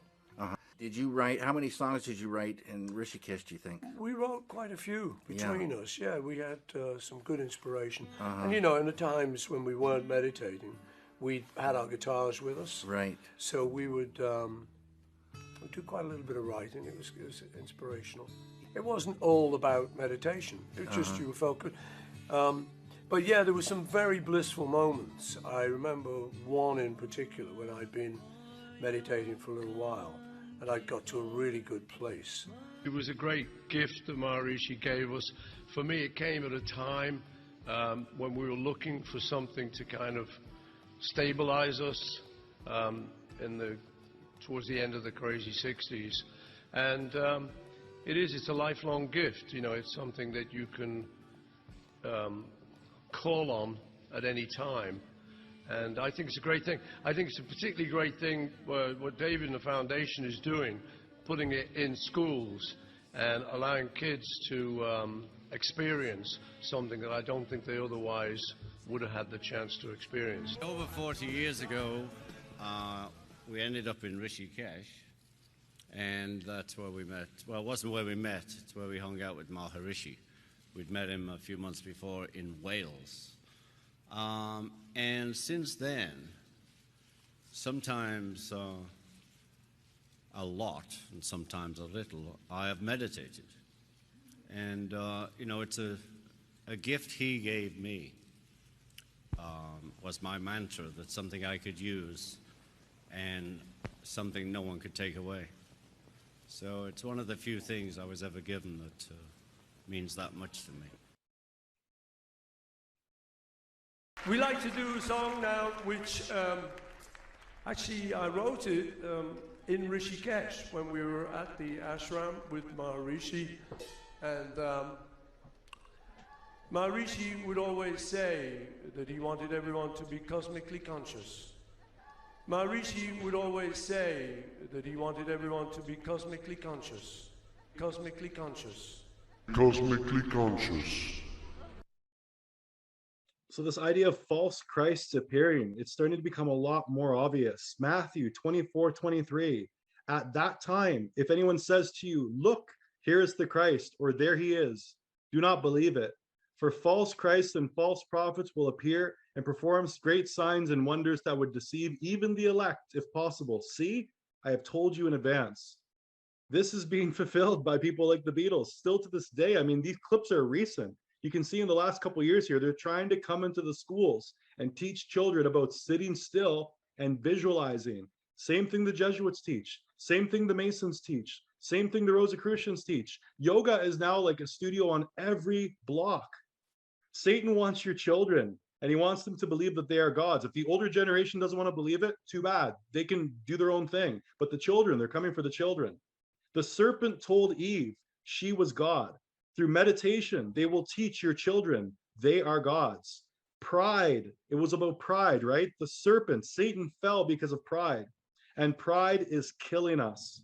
If the smartest beast that God ever made, remember it said the serpent was the shrewdest, the wisest beast of the field. If the smartest creature and the most subtle creature that God ever made fell because of pride, that weapon of pride is the exact same weapon he'll use against you. And what's more prideful than thinking that you're a god? This is why Christ teaches us in the New Testament, serve your fellow man, be a servant. He came to the world. He didn't just start screaming, I'm God, worship me and bow down because I'm the all-powerful, I'm the almighty. When Christ came to earth, he washed men's feet. He was a servant to man. He humbled himself. He wants you to be humble in that character, because if you're not humble, what are you? You're prideful. And if you're prideful, you're falling just like Satan fell. That's the plan. That's how you make someone get to the point where they think they're so powerful, right? They're living in their ego. Someone who lives in their ego eventually gets to the point where they think, I'm a god. Okay, so Matthew 24:23. At that time, if anyone says to you, look, here is the Christ, or there he is, do not believe it. For false Christs and false prophets will appear and perform great signs and wonders that would deceive even the elect, if that were possible. See, I have told you in advance. We saw the Rosicrucians, the Freemasons, the Jesuits. They all have this common factor, which is meditation, and meditation coming to a realization where you're divine. We talked about the movie The Matrix just briefly. If you notice, the outfit that you'll see priests wearing is very similar to what you see in the movie The Matrix, because this was an enlightened priest. Neo represented the God-man. He was a God-man in the movie. He had to realize that he was the one. This classic scene where they all start firing at Neo and he places up his hand, it's like the hand of Fatima. It's the hand with the eye that you would normally see in the East. If you look behind his head, though, they placed a painting behind his head, and you can see the rays of light of the sun streaking directly from behind Neo's head. This is actually pointing towards the same cult that Constantine was in, the cult of Mithra. Here's an image of Mithra on the right. Look at Neo. It's the same thing. These rays coming off his head are showing the rays of illumination. It's the rays of the sun. It's the same reason that Ignatius Loyola had a sun behind his head, and why you see in all these old pictures that were drawn by these famous artists, a halo, which is actually a sun that's behind the head. They are illuminated. They have meditated, and they have come to the realization that they are divine. They have believed the lie of the serpent from Genesis 3. As a matter of fact, in the Bible, it says their consciousness has been scorched with a hot iron. Now you know what that verse is about. If you take a look, you can see here's the Statue of Liberty, and beside it, a statue of Mithra or Apollo or Sol. It's all the same God. But you can see that he's a male-female. And we know the male-female represents the Baphomet. And the Baphomet was the god of the Knights Templar. And there has been speculation that when the Knights Templar were disbanded, the Knights Templar became the Jesuit Order. At least they have a very similar ideology. And you can see here that the male and the female, they both have the exact same number of rays extending from their head. So there's no question it's the same thing. And you can tell there are 7 rays, because the 7 rays are the 7 chakras, the 7 levels, the 7 areas of consciousness that they talked about when being met with the spark of the divine, the spark that exists on the inside and the spark that is on the outside. In other words, you've got the Atman on the outside, the universe, and you've got the universe within. They call it the cosmic consciousness, or they call it the cosmic Christ. And of course, the Statue of Liberty was brought to North America by a French Freemason. His name is Bartholdi. Neo is the one. Neo in the Matrix, if you watch the last Matrix, I think it was called Matrix Revolutions, he literally looks like he's on the cross. He's got like these angel kind of sun wings going on, a light that's permeating from him, and he's sitting there like he's crucified like Christ on the cross. They have a different Christ. They believe that Christ is themselves. There was another movie with the symbol of the one. It was Jet Li's The One. And if you look at the album cover, or the movie poster, you can see on Jet Li's The One, it's a circle with a vertical line, but the word one is written horizontal, which makes a circle and a cross. A circle and a cross is an old symbol for the sun. You can see here on this Rosicrucian symbol, Kabbalistic order of the Rose Cross, we can see a circle and a cross in between it. As a matter of fact, you can see it on an iPhone, an older one. The old menu button on the iPhone was a circle with a square in the inside. That's what the cross is. The cross represents a square. So circle square symbolism is solar symbolism. So the iPhone was actually pointing out the symbol of the sun. It's really strange to make a menu button that's intuitively not marked as menu, but instead as a circle with a square inside of it. There's the Circle Square Ranch. There's Pope Francis. Remember, Pope Francis is a Jesuit. He's the first Jesuit Pope. And you can see that Pope Francis signs his name with the circle and the cross. That's the solar cross. It's the Kabbalistic cross of the Rosicrucians and the Jesuits. They all have the same idea. The Jesuits have a vow to obey the Pope, but if the Pope is a Jesuit, maybe he should have a vow to obey the superior general. I feel like I'm still a Jesuit in terms of my spirituality, what I have in my heart. So he identifies as a Jesuit. Jesuits aren't Christians. They're mystic Christians. Their practice of spirituality is Christian mysticism. It's from Babylon. And of course, you can either come out as a false Christ, or what you're also going to learn is if you invert this alchemical process, you get an antichrist. You can have both. So when you look at the Society of Jesus or the Jesuits, you can see the solar symbol. On the right-hand side, we also have solar symbols. That circle with a cross is an old symbol for the sun. Sun cross. A sun cross, solar cross, or wheel cross is a solar symbol consisting of an equilateral cross inside of a circle. The design is frequently found in the symbolism of prehistoric cultures, particularly in the Neolithic to Bronze Age. Periods of European prehistory, the symbol's ubiquity and apparent importance in prehistoric religion has given rise to its interpretation as a solar symbol. Hence, the modern English term sun cross or Sonnenkreuz. And you can see that cruz at the end there, Rosicrucian. You can see how it has to do with the sun cross. So if you look, you can see not only is there a circle with a cross in the word Pope, and the word Pope, the letter O. O is the 15th letter of the alphabet. 1 plus 5 is 6 on the Kabbalah, which is metaphysics, which is what they practice. 6 is the number for the sun. That's why you'll look and you'll find a lot of logos. Go buy something in a store and look at how often the merchants, remember Babylon had to do with the merchants. Look how often the merchandise has an O that looks different than the rest of the word. They always enhance it a little bit. Not necessarily a cross inside of it. Maybe it's bigger. Maybe they put like a light burst coming out of it. There are lots of logos where the O is accentuated. But if you also notice behind the O, what do you see? It looks like they put some kind of a glowing circle, a glowing ball. That's right. It's the sun. So again, you can either figure out that this is sun worship from the O with the cross in the center, or you can figure out that the circle, that halo-y looking ball thing behind that's glowing, that's the sun. And you'll see it's hosted by ABC News. A plus B plus C is a 6. And it's a 6 inside of a black circle. The Jesuits have the symbol of a black sun. Now you understand why the first Jesuit Pope had a special on ABC. It's a black sun. Very clever. For Hindus, Christ is an Acharya, and I'm probably pronouncing that horribly. His example is a light to any of us in this world who want to take up the serious practice of spiritual life. His message is no different from the message preached in another time and placed by Lord Krishna and Lord Chaitanya.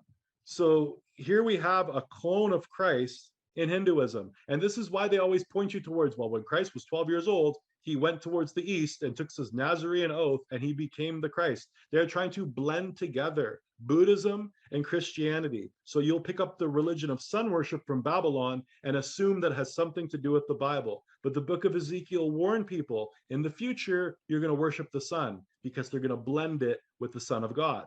They're going to take the sun, S-U-N, and blend it with the sun, S-O-N. Clever.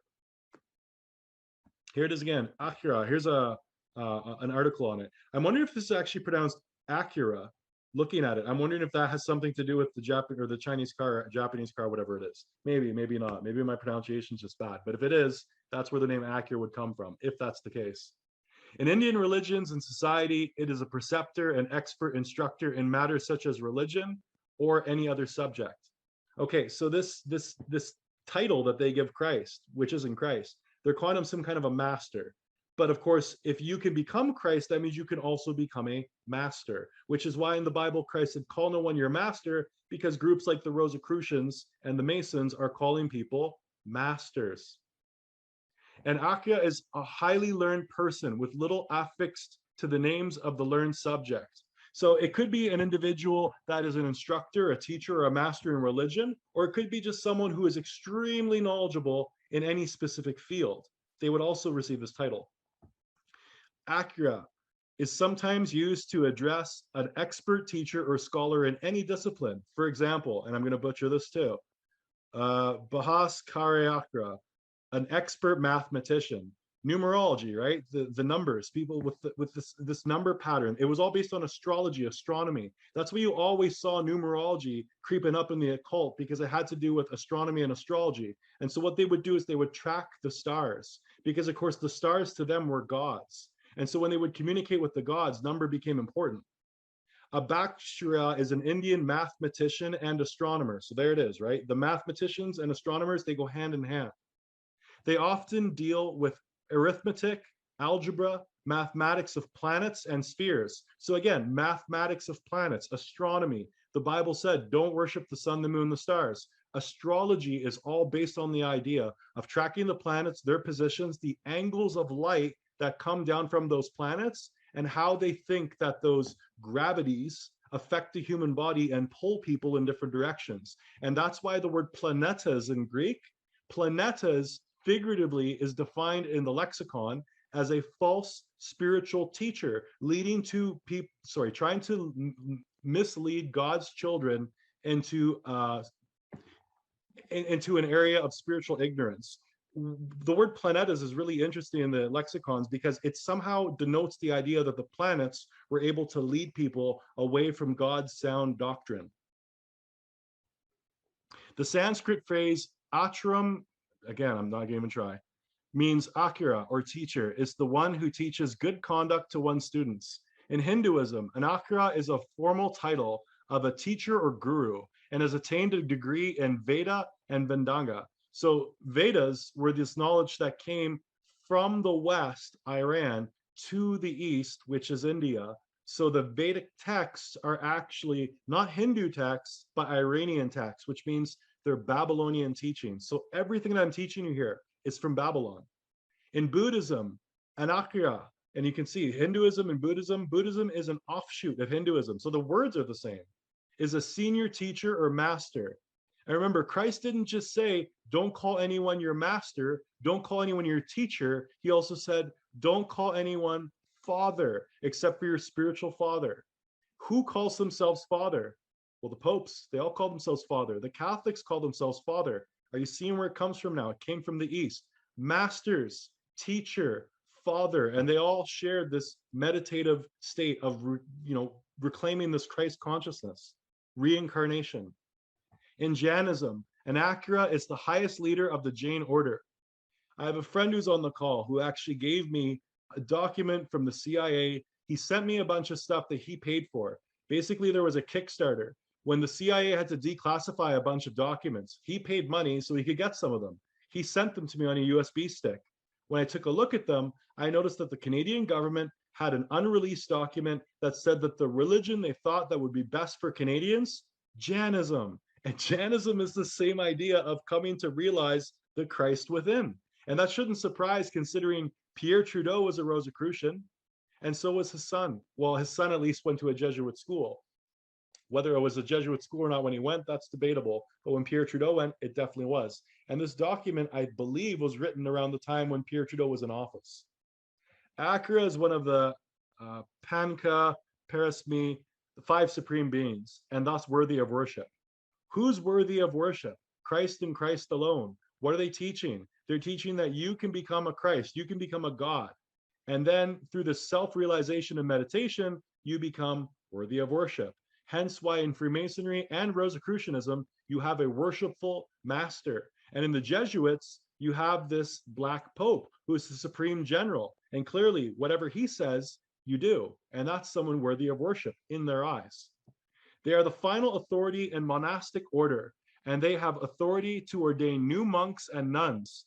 See the word nuns there? Starting to realize where the Catholic nun came from, because it sure didn't come from the Bible. They are also authorized to consecrate new idols, although this authority is sometimes delegated to scholars designated to them. So we have idol worship here in these monastic orders that go back to the East, but we see a lot of idol worship in the Catholic Church as well. And the Jesuit leader came to this new spiritual awakening when he was in front of this idol of the Black Madonna. See how important the idols were and why God made a commandment saying, do not worship idols? Nuns existed long before the church in Jainism and Buddhism. As a matter of fact, if you look up a nun, which I'm sure not many people do, in the article of a nun, it says, a nun is a member of a religious community of women, typically living under vows of poverty, chastity, and obedience in an enclosure of a monastery. There's nothing in the Bible that says that priests or women had to remain in chastity if they were going to marry a man. A priest, for example, doesn't marry in the Catholic Church. They remain celibate, and the nuns do the exact same thing. This is not a biblical teaching. The high priest, which was Aaron, he had a wife. And the other priests that followed him, they had wives too. So this is not biblical. This is from the East. Communities of nuns exist in numerous religious traditions. See, it's not just Catholicism, including Buddhism, Christianity, Jainism, and Taoism. So Christianity, we're talking Catholicism.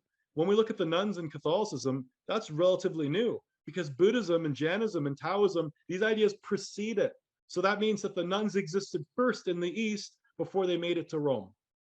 In the Buddhist tradition, female monastics are known as bhikkhuni and take several additional vows compared to the male monastics. Nuns are most common in Mahayana Buddhism, but have more recently become more prevalent in other traditions. You mean like other traditions like Roman Catholicism? You see, it came from Buddhism. Here's a book called Mystic Masonry. And the same way we see those lights that are coming off of the head of Neo, look, we see those rays coming off of this triangle, the same triangle that's on the money. And if you look in the center of the triangle, that symbol, you can see it looks like the symbol for pi and the number 3. It's the symbol for the third eye. And the symbol for the third eye comes from where? Hinduism, Buddhism, the Vedas. And this is Masonry. Of course, when we look at the very top of Masonry, the top shows the Vedas, and they're bursting out of this light. It looks like the sun that was around Neo's head. We can also see India is directly below it, and Buddhism directly below it. And look what's at the very bottom. Constantine, Christianity. And Constantine was into sun worship. So the mystics put Christianity at the very lowest of the mysteries. And the reason why was because Christianity doesn't connect to Babylon. But when they have you read the Bible in a very specific fashion, symbolically, they can get you to believe that the Bible overlaps with the mysteries that came from Buddhism, Hinduism, Babylon. They will tell you that all the religions are one. And since all is one, all the religions are one, words like Catholic start to make more sense. Catholic means universal. And of course, when we looked at this idea of the ecumenical movement, ecumenicalism has to do with the idea of a universal church, a universal faith. Inside this book, it says a very limited knowledge of history, primitive worship, and the mysteries is necessary to enable any person to recognize in the Master Mason. Let's see what we're going to recognize. So inside of a Master Mason, and no man's supposed to be called a master, we're going to recognize Hiram, the Osiris of the Egyptians, the Mithras of the Persians, the Bacchus of the Greeks, the Attis of the Phrygians. Phrygia is mentioned in the Bible, New Testament, the magic mushroom land, of which these people celebrated the passion, death, and resurrection as Christians celebrate today of Jesus Christ. So these mystery religions had something extremely similar to the death and resurrection. But notice that it says in the Master Mason, what would you find in the Master Mason? Well, if it's Hinduism or Vedas, it must be the Atman, and the Atman must be the cosmic Christ. So you're saying that the Hiram of Freemasonry is the cosmic Christ? Yes. It's the Osiris of the Egyptian, the Mithra of the Persians. These are all the same thing. These are all solar gods. And they say that as Christians celebrate today that of Christ Jesus, they're comparing Jesus Christ to Osiris. They're comparing Jesus Christ to Bacchus.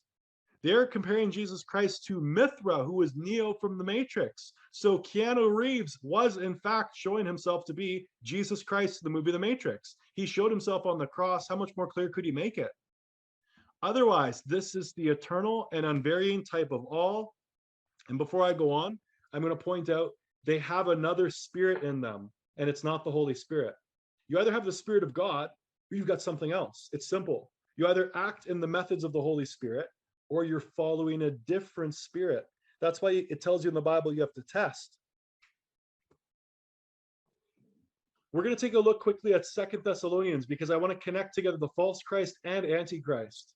The secret power of lawlessness is mentioned in Thessalonians. There's a couple different translations. The other translation says the mystery of iniquity in the same verse.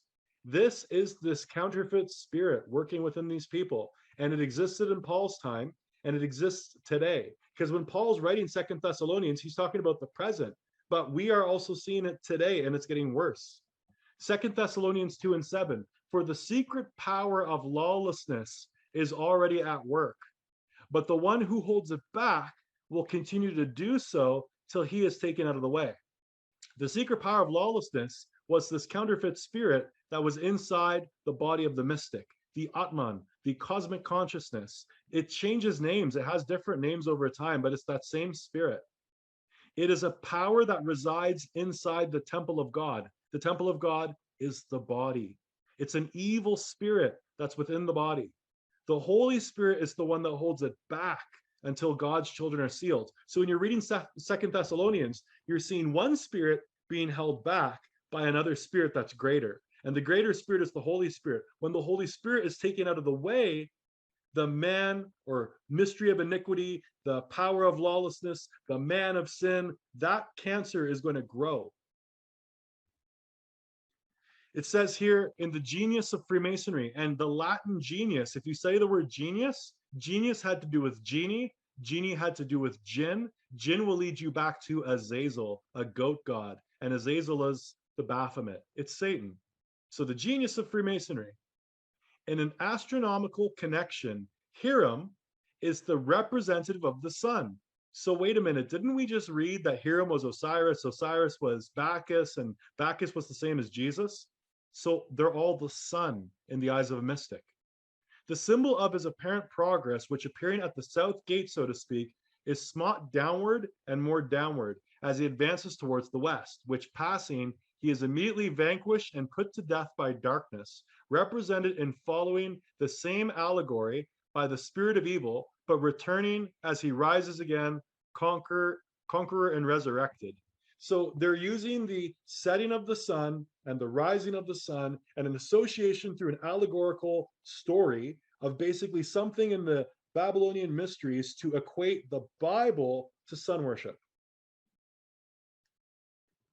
It has also been shown that every act in the drama of the life of Jesus and every quality assigned to Christ is to be found in the life of Krishna and in the legend of all the sun gods from remotest antiquity. See, Christ is nothing special now. He just becomes another sun god. So as Babylon fragmented after Genesis 11, and you had this religion scatter of sun worship, you had the hero figure, Baal, being worshipped by all these different names, because Baal just means Lord.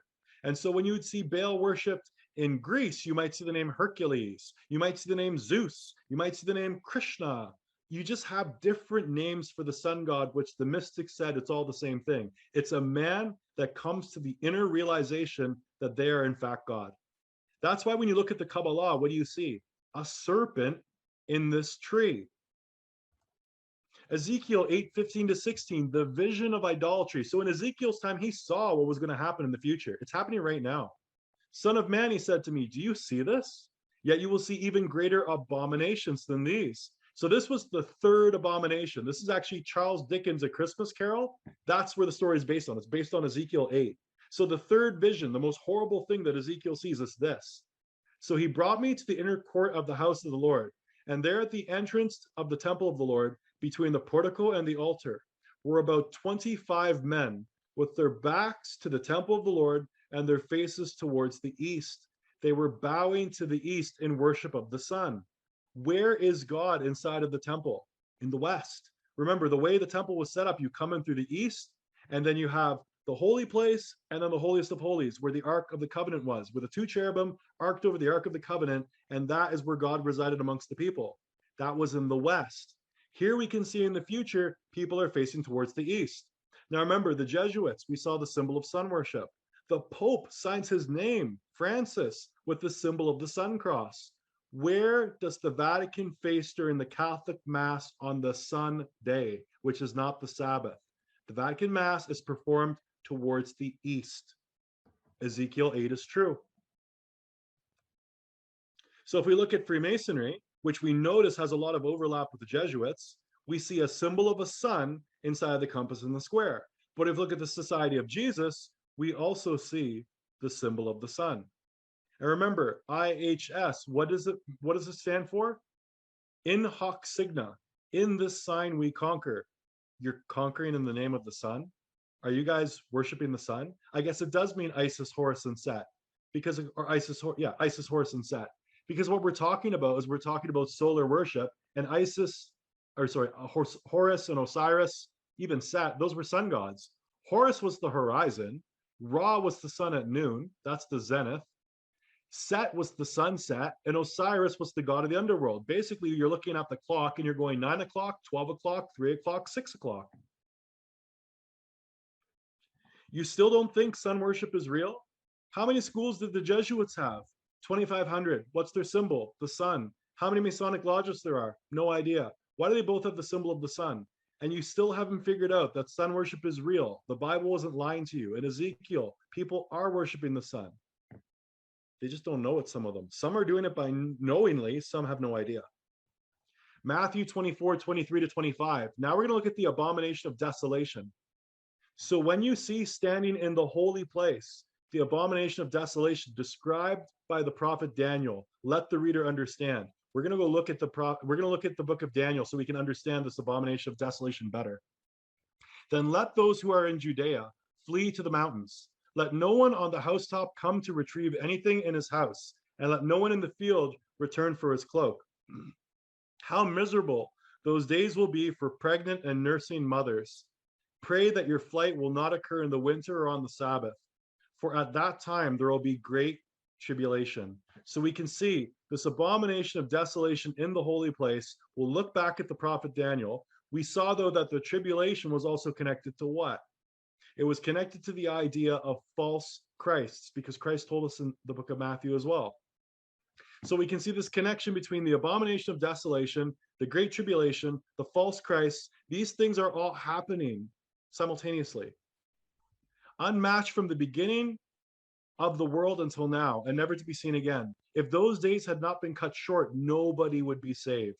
But for the sake of the elect, those days will be cut short. So in other words, as this all starts to kick off, and we have this horrible challenge, earthquakes, famine, rumors of war, it gets so bad that no flesh on the earth would live if God didn't stop it by shortening the days. So the elect, they have to make it to the end, because I don't know if they make it to the end, but there has to be 12,000 from each tribe. The elect are described as 12,000 from each of the original tribes. So they actually have to go back to the bloodlines of Israel. So there's 12,000 from Gad, 12,000 from Judah, 12,000 from Simeon. The elect are blood related to people that are Israel. And this isn't the state of Israel either. That is something completely different. At this time, if anyone says to you, look, here is the Christ, there he is, do not believe it. For false Christs and false prophets will appear and perform great signs and wonders that would deceive even the elect if possible. So here we can see tribulation, false Christ, abomination of desolation. This is all occurring in a very close time period. Let's look at Daniel. In Daniel 12:9, it says, go on your way, Daniel, he replied, for the words are closed up and sealed until the time of the end. So again, we're talking about when? Must be around the tribulation, must be around the great revelation. Many will be purified, made spotless and refined, but the wicked will continue to act wickedly. None of the wicked will understand, but the wise will understand. So when we look at 2 Thessalonians, for example, when the man of sin is revealed, what do we notice when the man of sin is revealed? We notice that the people that don't understand what's going on, it's because they're perishing. The ones that are wise, what are they doing? They're purifying themselves. They're making themselves spotless. They're trying to prepare themselves for the wedding of the Lamb. They're trying to become the bride to the bridegroom. They have the wisdom to see that. These followers, these soon-to-be saints, they're trying to become the virgins that keep their candles lit in their lamps, not the ones who don't have the candles lit, don't have oil in their lamps, my apology. So there's people that are going right now to purify themselves near the end, which we see in Daniel, and we can tell that these are soon to be the saints, whereas there's those who are perishing because they're acting wickedly and they just don't get the message. And from the time the daily sacrifice is abolished and the abomination of desolation set up, there will be 1290 days. So this isn't talking about something happening in Daniel's time. This is talking about something that's going to come. And if you look at the top of the verse, you can see it's at the end. So 1290 days. Blessed is he who waits and reaches the end of 1335 days. Let's look at that number 1290, because 1290 is approximately 3.5 years. And that's why everyone talks about halfway through the tribulation, and they make these comments about the Antichrist. 3.5 years. Half of 3.5 doubled is 7. The tribulation they've looked at as being a 7-year period. So 7 years of just a lot of anxiety, a lot of struggling, famines and wars and chaos. But halfway through, this is where people have been equating for years this idea of the abomination of desolation, which they call the Antichrist.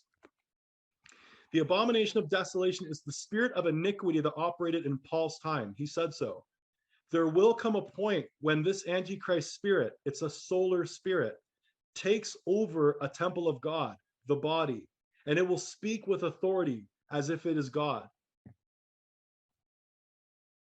I'm going to point this out that Hitler mentioned this, and we're going to try to figure out who this is. I have learned most of all from the Jesuit Order. So far, there has been nothing more imposing on earth than the hierarchical organization of the Catholic Church. A good part of the organization I have transported direct to my own party. The secret history of the Jesuits. Remember, the Jesuits have a solar symbol. Hitler had a swastika. That's a solar symbol. The Jesuit conspiracy, the secret plan of the order. The world takeover will be conducted by solar cults, blinding people with their superior intellect. It'll be lunar solar. Spiritual illumination, Illuminati. And if you look carefully, you can start to see it happening right now. Start researching some of these people that are in power. Anthony Fauci, your Pope, Donald Trump, Justin Trudeau. The secret instructions of the Jesuits. Here is a book that was not to be seen. April 1517, the Oath of Secrecy of the 1680s. It's very difficult to find their writings. You can find this, so if you look at the top, archive.org. These are the principles of the society, and let such denial be confirmed by those of our members, whom we are sure know nothing of them, and let them set in contrast to these our general instructions and ordinances printed or written. So you can see that members of the society don't even necessarily know these rules. Okay, so there's an elite, there's an elect group within the Jesuits. Also, let the superiors carefully and cautiously inquire whether these instructions have been made known to any stranger, and let no one transcribe them, don't write them down, either for himself or for another, or to allow them to be transcribed, unless with the consent of the general or provincial, and if there be any doubt concerning anyone as to his preserving so great secrets of the society, let the contrary be told to him, and let him be dismissed. In other words, if anyone starts to figure this out and he's not supposed to figure it out, dismiss them, get them out. We're not going to go through all of it, but I'll show you a couple that I thought were interesting. Our people should not separate with the intention of residing in the style of a college except in wealthy cities. For the object of the society is to imitate Christ our Savior. Woo, that's a big one. The object of our society is to imitate Christ our Savior. I hope that's in a good way. Who live principally at Jerusalem and only pass through other less important places. Let the greatest amount be always extorted from widows by impressing upon them our extreme necessity. This doesn't sound very Christ-like. So the order was able to get money from what? Widows who were left with inheritances. In each province, let no one besides the provincial know the exact value of the revenues, and let what is contained in the Roman treasury be kept secret. Okay, so you guys are sitting on a big pot of money, and some of your money seems to come from widows that you befriended. The society should exert its utmost endeavors for the salvation of its neighbors equally with its own. Wherefore, it is necessary to discharge the most humble duties in hospitals, to visit the poor, the afflicted, and prisoners, to receive confessions promptly and generally, that by the uncommon charity towards all, and by the novelty of the things, the principal inhabitants may be led to admire and love our people. So the Jesuits would do good works. They would go to hospitals. They would help the poor. They would visit the poor, sorry. They afflicted prisoners that were afflicted. They would give this outward image of looking like they're very noble. And that would cause people to have love and fondness for the Jesuits. Seeing the double face here, the double-mindedness. The greatest possible care must be taken that these instructions do not fall into the hands of strangers, because being envious of us, they may interpret them with a sinister purpose. But if this should happen, which God forbid, let it be denied. So keep in mind, I'm going to name some prominent Jesuits today, or at least they went to a Jesuit school. Anthony Fauci, is he leading the world right now? He went to Georgetown. Donald Trump, he was leading the world. He went to Fordham University. Justin Trudeau, questionable. His father, Pierre Trudeau, definitely. Remember, from Jesus to Christ.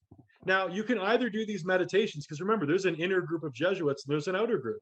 The inner group, it looks like they're going to become a false Christ. They're going to meditate. They're going to think about the sacrifices of Jesus. They're going to think about the cross and eventually have this mystical experience and then come to the conclusion that they're God. The Antichrist is going to do something very similar, because the Antichrist is double-minded. It's not just sun, it's moon mixed with sun. And that's why you can see the symbol of the horns following some of these members. They have the symbol of the sun, but yet they're doing the symbol of the horns, which is a lunar symbol.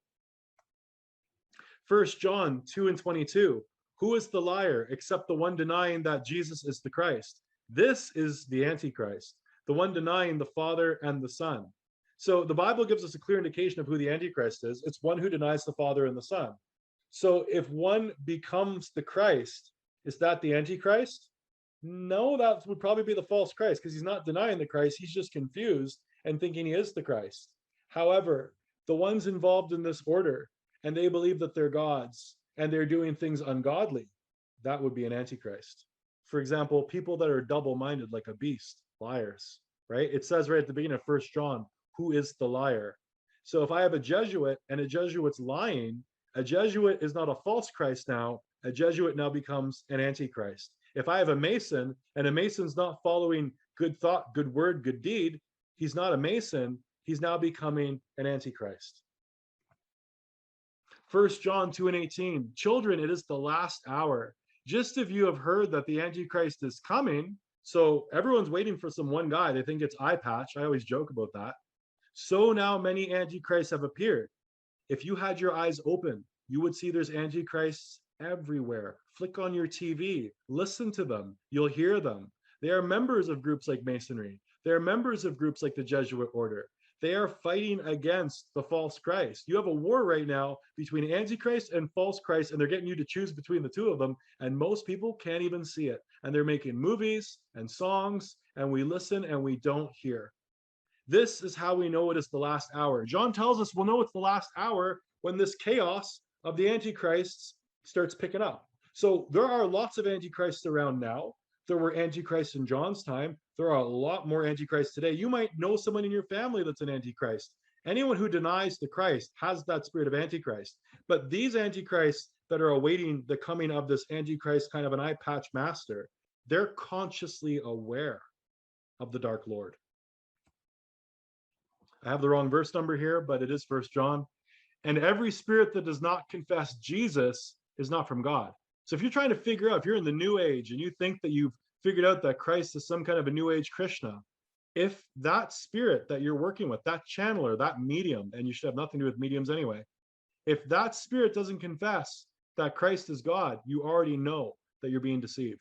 This is the spirit of Antichrist, which you have heard is coming and which is already in the world at this time. All these New Age masters, all these hippies, all these people that are trying to explain that aliens or angels tried to explain to me that Christ is something different than what you think, these are spirits of Antichrist. Lots of New Agers are dealing with these alien entities, which aren't even aliens, they're demons. They're the ones trying to get you to believe that Christ is something else. They are Antichrist. Spiritual wickedness in high places. Children, it is the last hour. And just if you have heard the Antichrist is coming, so many Antichrists have appeared as the last, that's how you'll know it's the last hour. So I kind of repeated that again. But again, it's the idea that you're surrounded by Antichrists.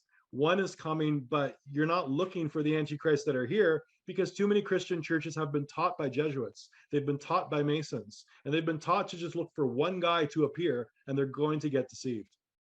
They'll probably choose the false Christ. They'll probably choose the grand from Jesus to Christ. They'll choose a man who eventually is able to perform miracles on earth, because Christ was telling you that you'll meet him in the air. You're not going to meet Christ on the ground. If you don't want to be deceived by one of the false Christs, they're going to have a great Antichrist, but they will also have a great false Christ. Maitreya, maybe that's the name they'll use. They'll have this fifth Buddha. They'll have this Mahdi that the Muslims are looking for. They will have this Christ-like figure that will be greater than all the other false Christs, and he will perform miracles. But if you know the scriptures and you know that Christ will not touch his feet on the ground, Christ will not be in a temple. As a matter of fact, Christ will not touch his feet on the soil of earth until after the millennium. So Christ will return and take his people into the air. 1,000 years will pass before he puts his feet on the ground. For those of you who don't know the scriptures, when you see someone come out of some temple and the Jews and the news, they all claim, this is him, this is the Messiah. That is the false Christ. 2 John 1:7. For many deceivers have gone out into the world, refusing to confess the coming of Jesus Christ in the flesh. Any such person is the deceiver and the Antichrist. So the ones that are telling you, no, Christ is not coming in the flesh. Who's that? An Antichrist. So what are the mystics telling you? The mystics have a very different idea on who Christ is. Look what it says. A very limited knowledge of history of primitive worship and mysteries is necessary to enable any person to recognize in the master Mason, Hiram, Osiris, Mithra, Bacchus, Attis, of which these people celebrated the passion, death, and resurrections as Christians celebrate today that of Jesus Christ. Vatican assassins, Jesuits, and the New World Order. When people say the New World Order, they don't even understand where it's coming from, or at least who's involved with it. The New World Order has a lot to do with communism, Freemasonry, Jesuitism, and this is the dark side of the sun, the dark side of the order. The irony, though, is it's not the dark side of the sun, it's the light side of the sun. Their symbol is the dark sun, but the ones that blind you with their intelligence, you get blinded by the light, that's the sun. If you look at the Jesuit logo, we see a cauldron or a kettle or a cooking pot. I'll go with cauldron. And you know why it's a cauldron? Because witches and sorcerers have cauldrons. We've got two wolves, and then there's a sun in the center. The Bible talks about wolves. If you look here, here's a cauldron with two wolves on each side. It's a kid's cartoon, but look what's happening. That sheep is about to get fleeced. Matthew 10:16, behold, I am sending you out like sheep among wolves. Therefore be shrewd as snakes and innocent as doves. A lot of Christians are innocent as doves. They're very upbeat. They've got this very kind, loving nature. But shrewd is intelligent. They're not as intelligent as the serpent. They're being deceived by the serpent. You are amongst a group of wolves that look like sheep. You can't even tell them apart from you. The tares are amongst you. And if you don't smarten up, they're going to fleece you. Luke 10:3, and he told them, the harvest is plentiful, but the workers are few. Ask the Lord of the harvest, therefore, to send out workers into his harvest. Go, I am sending you out like lambs among wolves. Christ told us to do two things. He says, well, more than that, but he said, if you love me, do these two things. If you love me, keep my commandments. That's one thing he said. If you love me, feed my sheep. We need more people to feed the sheep. There's a harvest. The harvest is plentiful, but there's weeds, and then there's the fruit, right? The wheat. So we've got the wheat and the tares. We see the parable in Matthew. Well, we need people to prepare the harvest, so that way we don't have more tares. And so we can see we're kind of outnumbered in a sense, where there's more wolves than there are people to help harvest to have lambs. So we have go. I am sending you out like lambs among wolves. I kind of gibber that up, but I hope you get what I'm trying to say here. We don't have many workers to help the harvest.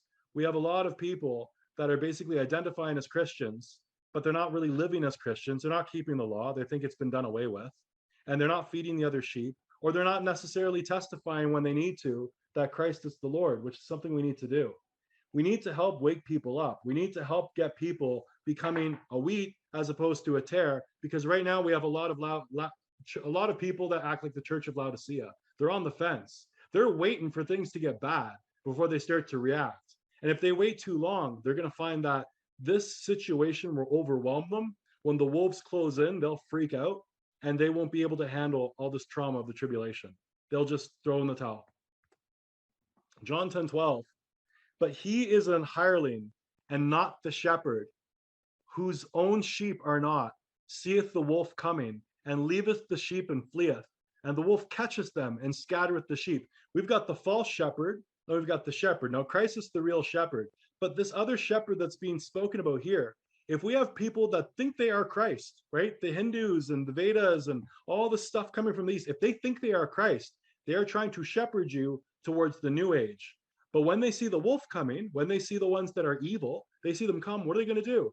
They're going to meditate their way out of here. They're not going to die when the wolves close in. They're going to leave the sheep that haven't figured out that they're Christ yet, and they're just going to leave them behind. This is referring to Zechariah 11:17. That's what John was referencing. Woe to the worthless shepherd who deserts the flock. May the sword strike his arm and his right eye. May his arm be completely withered, his right eye totally blinded. The right eye is associated to the sun. So we have some shepherds that aren't good shepherds, because what did David do? When David had his sheep and he had wild animals like lions coming to attack the sheep, he fended off the wild animals and he protected his sheep. The false shepherd, the worthless shepherd, the false Christ, when the going gets tough, they're going to get going. They're going to meditate. They've already figured out how to meditate and leave their body. So if their body gets destroyed, they're not going to care, because of course they won't be in it. The rest of you who don't know how to meditate and leave your body, when they come and they pillage, and they come for the saints and come for their heads, and they cause famine and war and plague, you got to sit here and you have to deal with it. There's two sons. In Egypt, you had Horus and you had Set.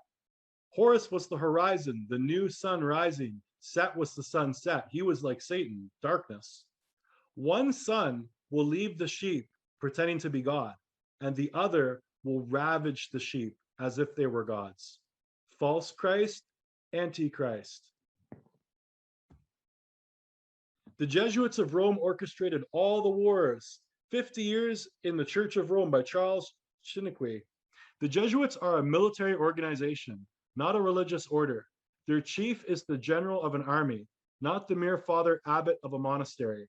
And the aim of this organization is power. Power in the most despotic exercise, absolute power, universal power, power to control the world by volition, will of a single man. So I would suspect that if you have an Antichrist figure that's coming, and they're going to control the world with a single man, this might be the organization you would look towards if you're trying to figure out the Antichrist character. Because it's not going to be a baby like you watch in some of these movies like The Omen or Prophecy, where this Damien, right, this child that basically is this evil child, that's symbol. We're dealing with a spirit that's inside of a person.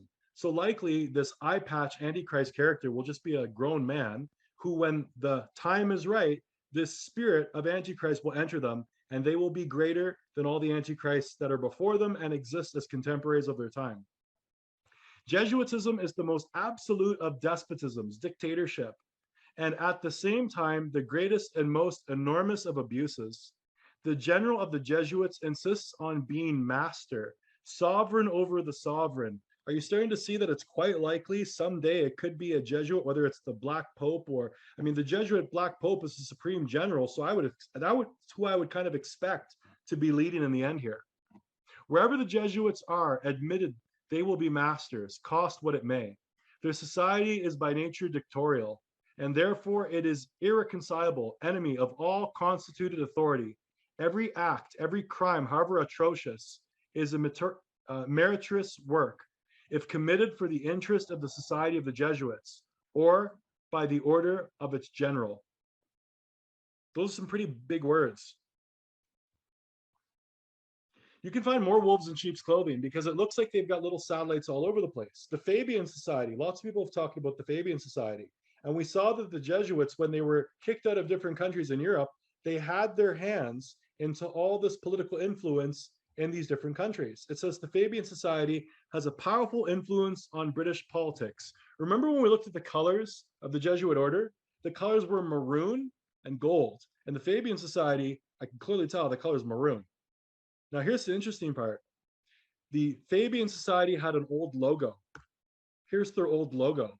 It is literally a wolf in sheep's clothing. And if you notice, it's on a shield with the colors of maroon and gold.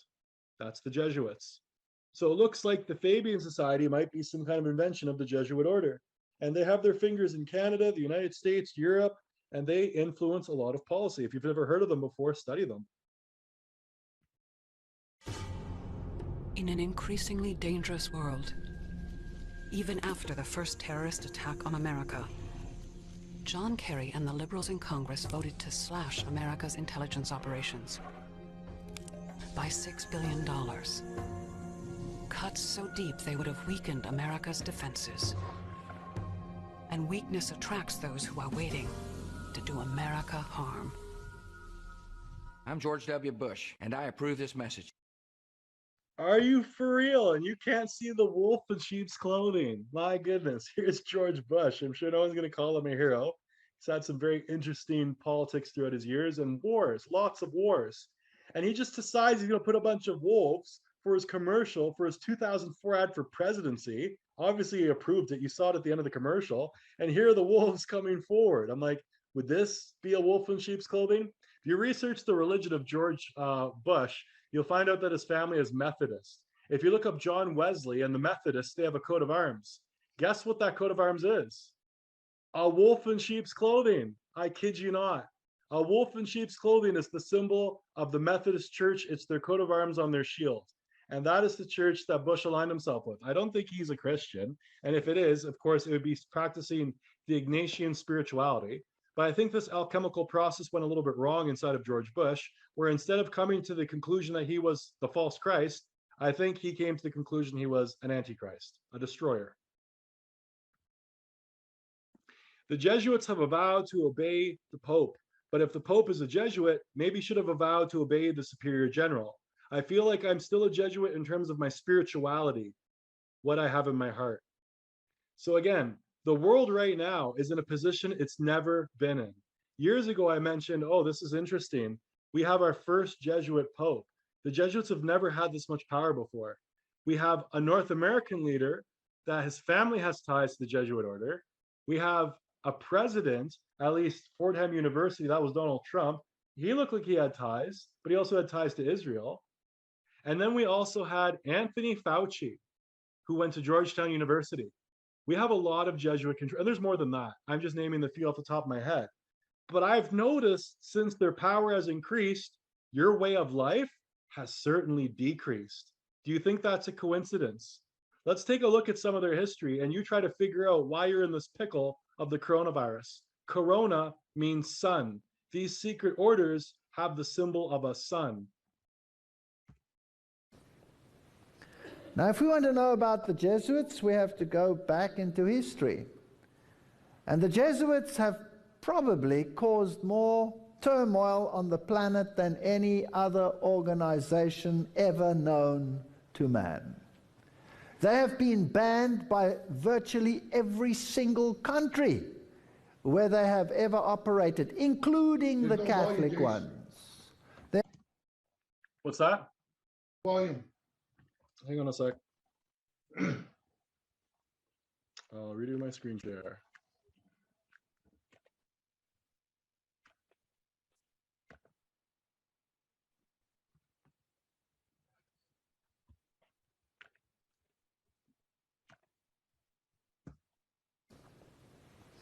Now, if we want to know about the Jesuits, we have to go back into history.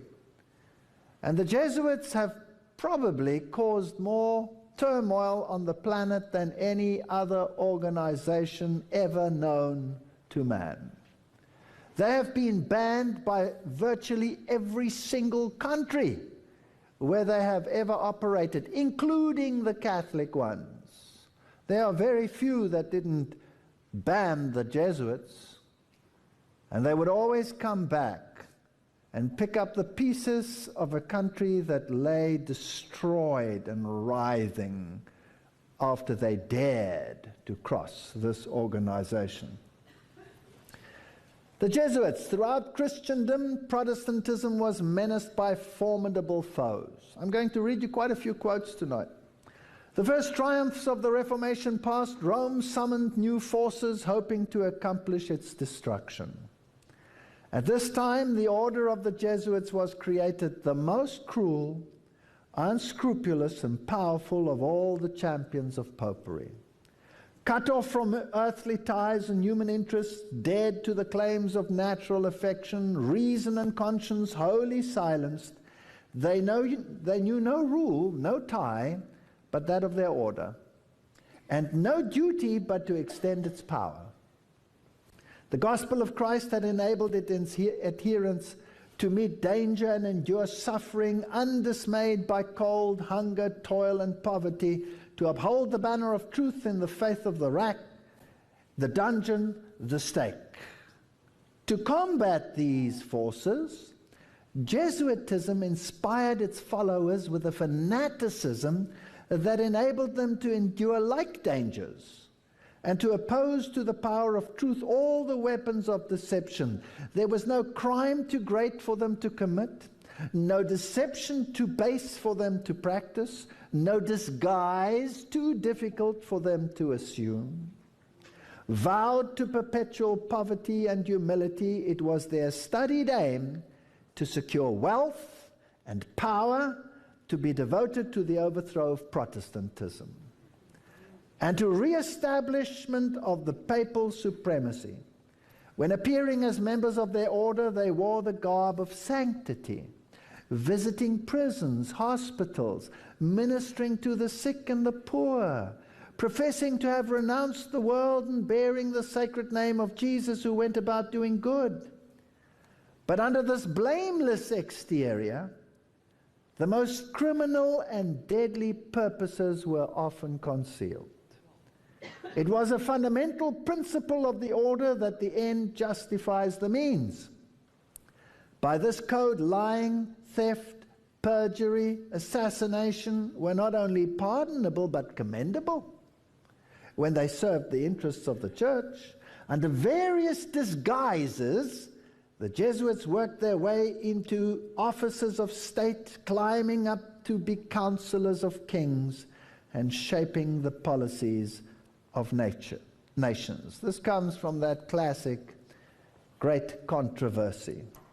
And history has borne it out. Here is a quote from 1816 of John Adams writing to President Jefferson, and he says, "Shall we not have regular swarms of them here, in as many disguises as only a king of the gypsies can assume? Dressed as painters, publishers, writers, and schoolmasters, if ever there was a body of men who merited eternal damnation on earth and in hell, it is this society of Loyolas." That's pretty straight, isn't it? This is history. This is history, and you can check the line through history and see the blood that flowed. And who was always behind it? The Jesuits. I'm going to show you another clip of the Jesuits, just a couple quotes, and then we'll finish with a prayer. Least suspicion of our intending to usurp the prince's authority. Putting aside all private judgment, we should always be ready to accept this principle. I will believe that the white I see is black, if the hierarchical church so defines it. Princes and persons of distinction everywhere must, by all means, be so managed that we may have their ear, and that will easily secure their hearts, by which way of proceeding all persons will become our creatures, and no one will dare to give the society the least disquiet or opposition. Finally, the society must endeavor to effect this at least, that having gotten the favor and authority of princes, those who do not love them at least fear them. Paolo Sarpi, 1552 to 1623, a Venetian patriot, scholar, scientist, and church reformer. They are a public plague and the plague of the world. From the Jesuit colleges there never is sent a pupil obedient to his father, devoted to his country, loyal to his prince. Every species of vice finds its patronage in them. There is no perjury, nor sacrilege, nor parricide, nor incest, nor rapine, nor fraud, nor treason, which cannot be masked as meritorious beneath the mantle of their dispensation. Muccio Vitelleschi, 1562 to 1645, 6th Superior General of the Society of Jesus. When sovereigns require a Jesuit's opinion on any subject, the Jesuit in question is to report the matter to his superior, who is to lay it before several Jesuits for discussion. The resolution formed after this consultation is supplied to the Jesuit who has been consulted by the sovereign. Priest Antoine Arnaud, 1612 to 1694. Do you wish to excite troubles, to provoke revolution, to produce the total ruin of your country? Call in the Jesuits and build magnificent colleges for these hot-headed religionists. Suffer those audacious priests in their dictatorial and dogmatic tone to decide on affairs of state. Michelangelo Tamburini, 1648 to 1730, 14th Superior General of the Society of Jesus. See, sir, from this chamber I govern not only to Paris, but to China, not only to China, but to all the world, without anyone to know how I do it. Pope Clement XIV, 1705 to 1774. Following are Pope Clement XIV's words upon signing the bull of suppression and extinction of the Jesuits. A bull is the strongest legal document a pope can issue. The suppression is accomplished. I do not repent of it, having only resolved on it after examining and weighing everything, and because I thought it necessary for the Church. If it were not done, I would do it now. But this suppression will be my death. Pope Clement XIV knew the Jesuits very well and expected to die at their hands. He was correct. He was poisoned. A peasant woman was persuaded by means of a disguise to procure entrance into the Vatican and offered to the Pope a fig in which poison was concealed. Clement XIV was exceedingly fond of this fruit and ate it without hesitation. The same day the first symptoms of severe illness were observed, and to these rapidly succeeding violent inflammation of the bowels. He soon became convinced that he was poisoned and remarked, "Alas, I knew they would poison me, but I did not expect to die in so slow and cruel a manner." His terrible sufferings continued for several months. When he died, the poor victim, said Comenon, of the execrable Jesuits to which the Bishop of Pistoia, Scipio di Ricci, the nephew and heir of Jesuit General Ricci, fully agreed. Pope Pius VII, the Pope who restored the Society of Jesus. Soon after Pope Pius VII was released from Napoleon's prison in 1814, he quickly restored the Society of Jesus with the papal bull Sollicitudo Omnium Ecclesiarum. If any should again attempt to abolish it, the Society of Jesus, he would incur the indignation of Almighty God and of the holy apostles Peter and Paul. John Adams, 1735-1826, second President of the United States of America. In 1816, John Adams wrote to Thomas Jefferson, third President of the United States, regarding the restoration of the Society of Jesus. My history of the Jesuits is not eloquently written, but it is supported by unquestionable authorities, is very particular and very horrible. Their restoration is indeed a step toward darkness, cruelty, perfidy, despotism, death. I do not like the appearance of the Jesuits. If ever there were a body of men who merited eternal damnation on earth and in hell, it is this Society of Loyolas. Shall we not have regular swarms of them here, in as many disguises as only a king of the gypsies can assume, dressed as painters, publishers, writers, and schoolmasters? If ever there was a body of men who merited eternal damnation on earth and in hell, it is this Society of Loyolas. We are compelled by our system to offer them asylum. Napoleon Bonaparte, 1769 to 1821, Emperor of the French. The Jesuits are a military organization, not a religious order. Their chief is a general of an army, not the mere father abbot of a monastery. And the aim of this organization is power. Power in its most despotic exercise. Absolute power, universal power, power to control the world by the volition of a single man. Jesuitism is the most absolute of despotisms, and at the same time the greatest and most enormous of abuses. The general of the Jesuits insists on being master sovereign over the sovereign. Wherever the Jesuits are admitted, they will be masters, cost what it may. The society is by nature dictatorial, and therefore it is the irreconcilable enemy of all constituted authority.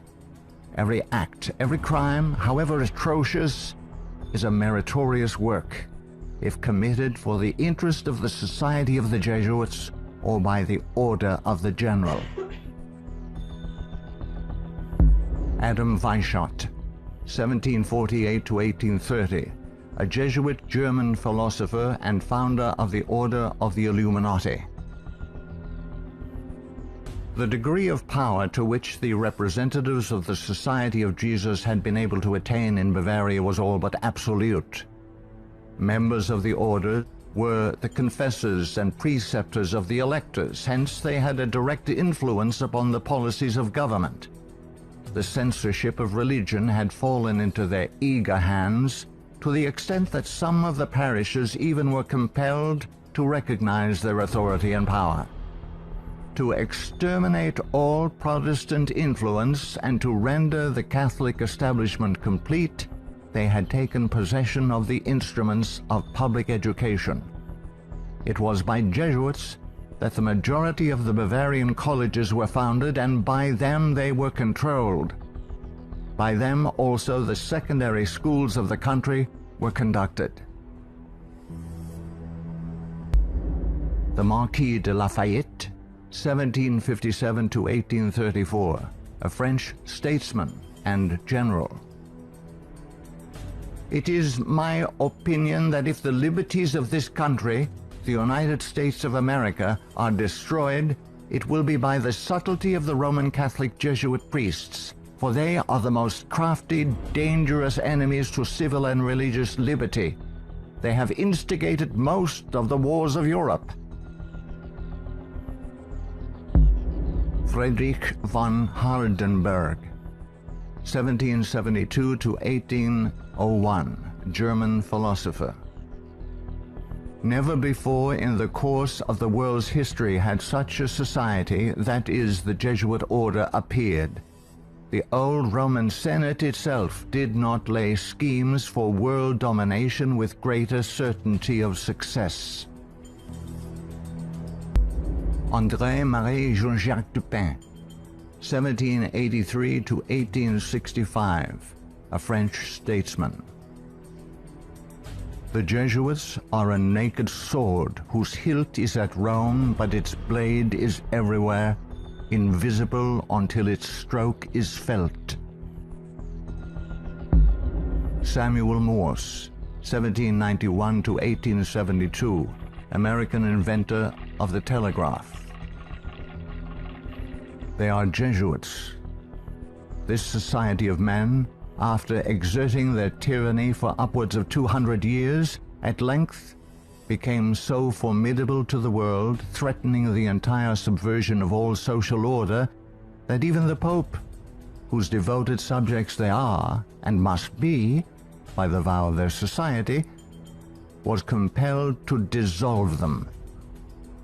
They had not been suppressed, however, for 50 years before the waning influence of popery and despotism required their useful labors to resist the light of democratic liberty, and the Pope, Pius VII, simultaneously with the formation of the Holy Alliance, revived the order of the Jesuits in all their houri. From their vow of unqualified submission to the sovereign pontiff, they have been appropriately called the Pope's bodyguard.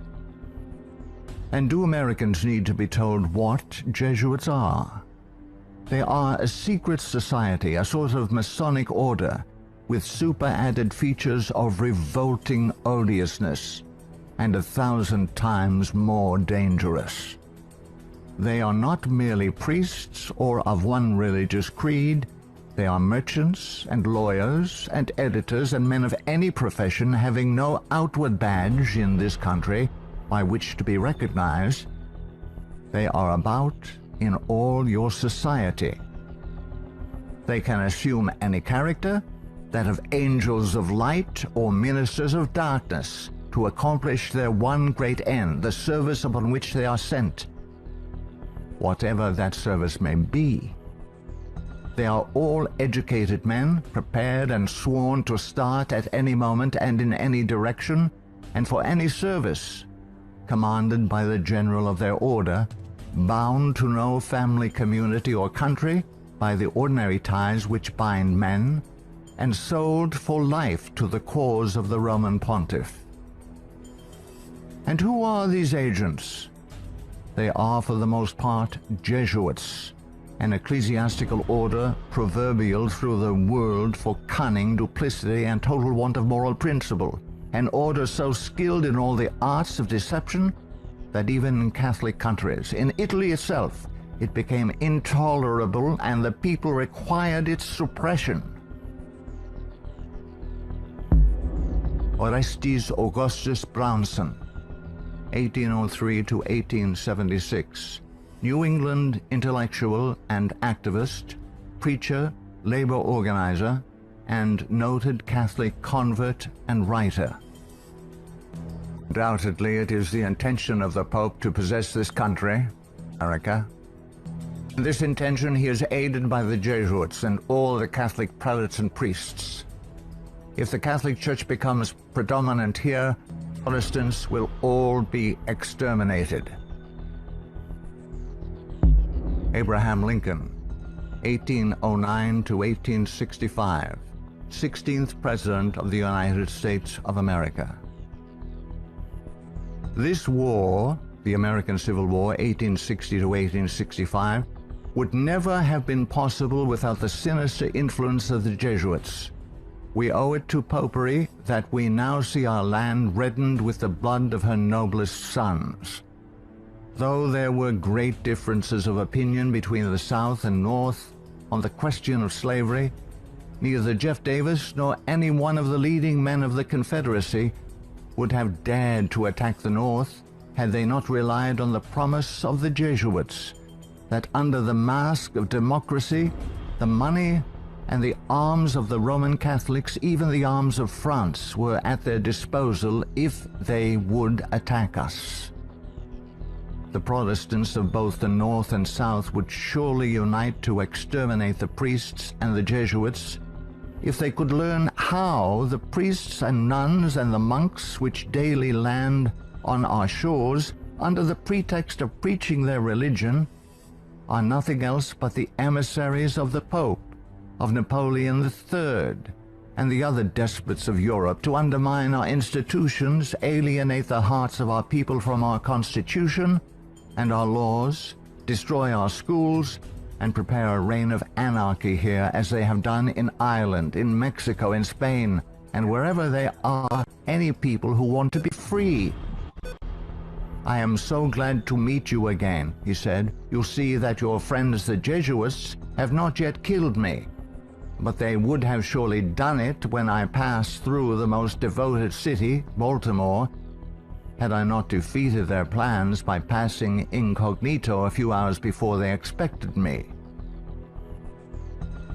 New projects of assassination are detected almost every day, accompanied with such savage circumstances that they bring to my memory the massacre of St. Bartholomew and the gunpowder plot.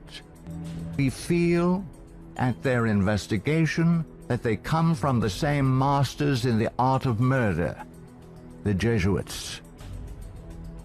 So many plots have already been made against my life that it is a real miracle that they have all failed, when we consider that the great majority of them were in the hands of skillful Roman Catholic murderers, evidently trained by the Jesuits. The Jesuit Order is an order you either heard of or you haven't heard of. And normally if you hear about it, you typically hear good things. The problem is that history is written by the victors. And if you start to notice, America, Europe, there's been a solid conquest long before I came into the world, where they've strengthened their power. At this point in history, we've got a Jesuit Pope, which is the first time ever. And we have Jesuit schools all over the world. And we have Jesuits in very prominent positions of politics. And a Jesuit that's leading this whole coronavirus campaign, Anthony Fauci.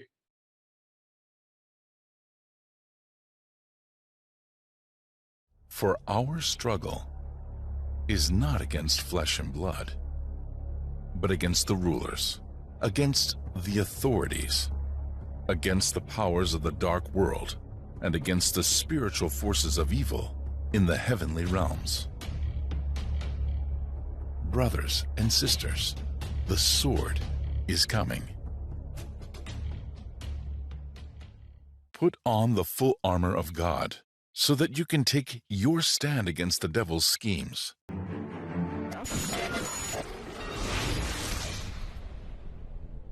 That at the name of Jesus, every knee shall bow.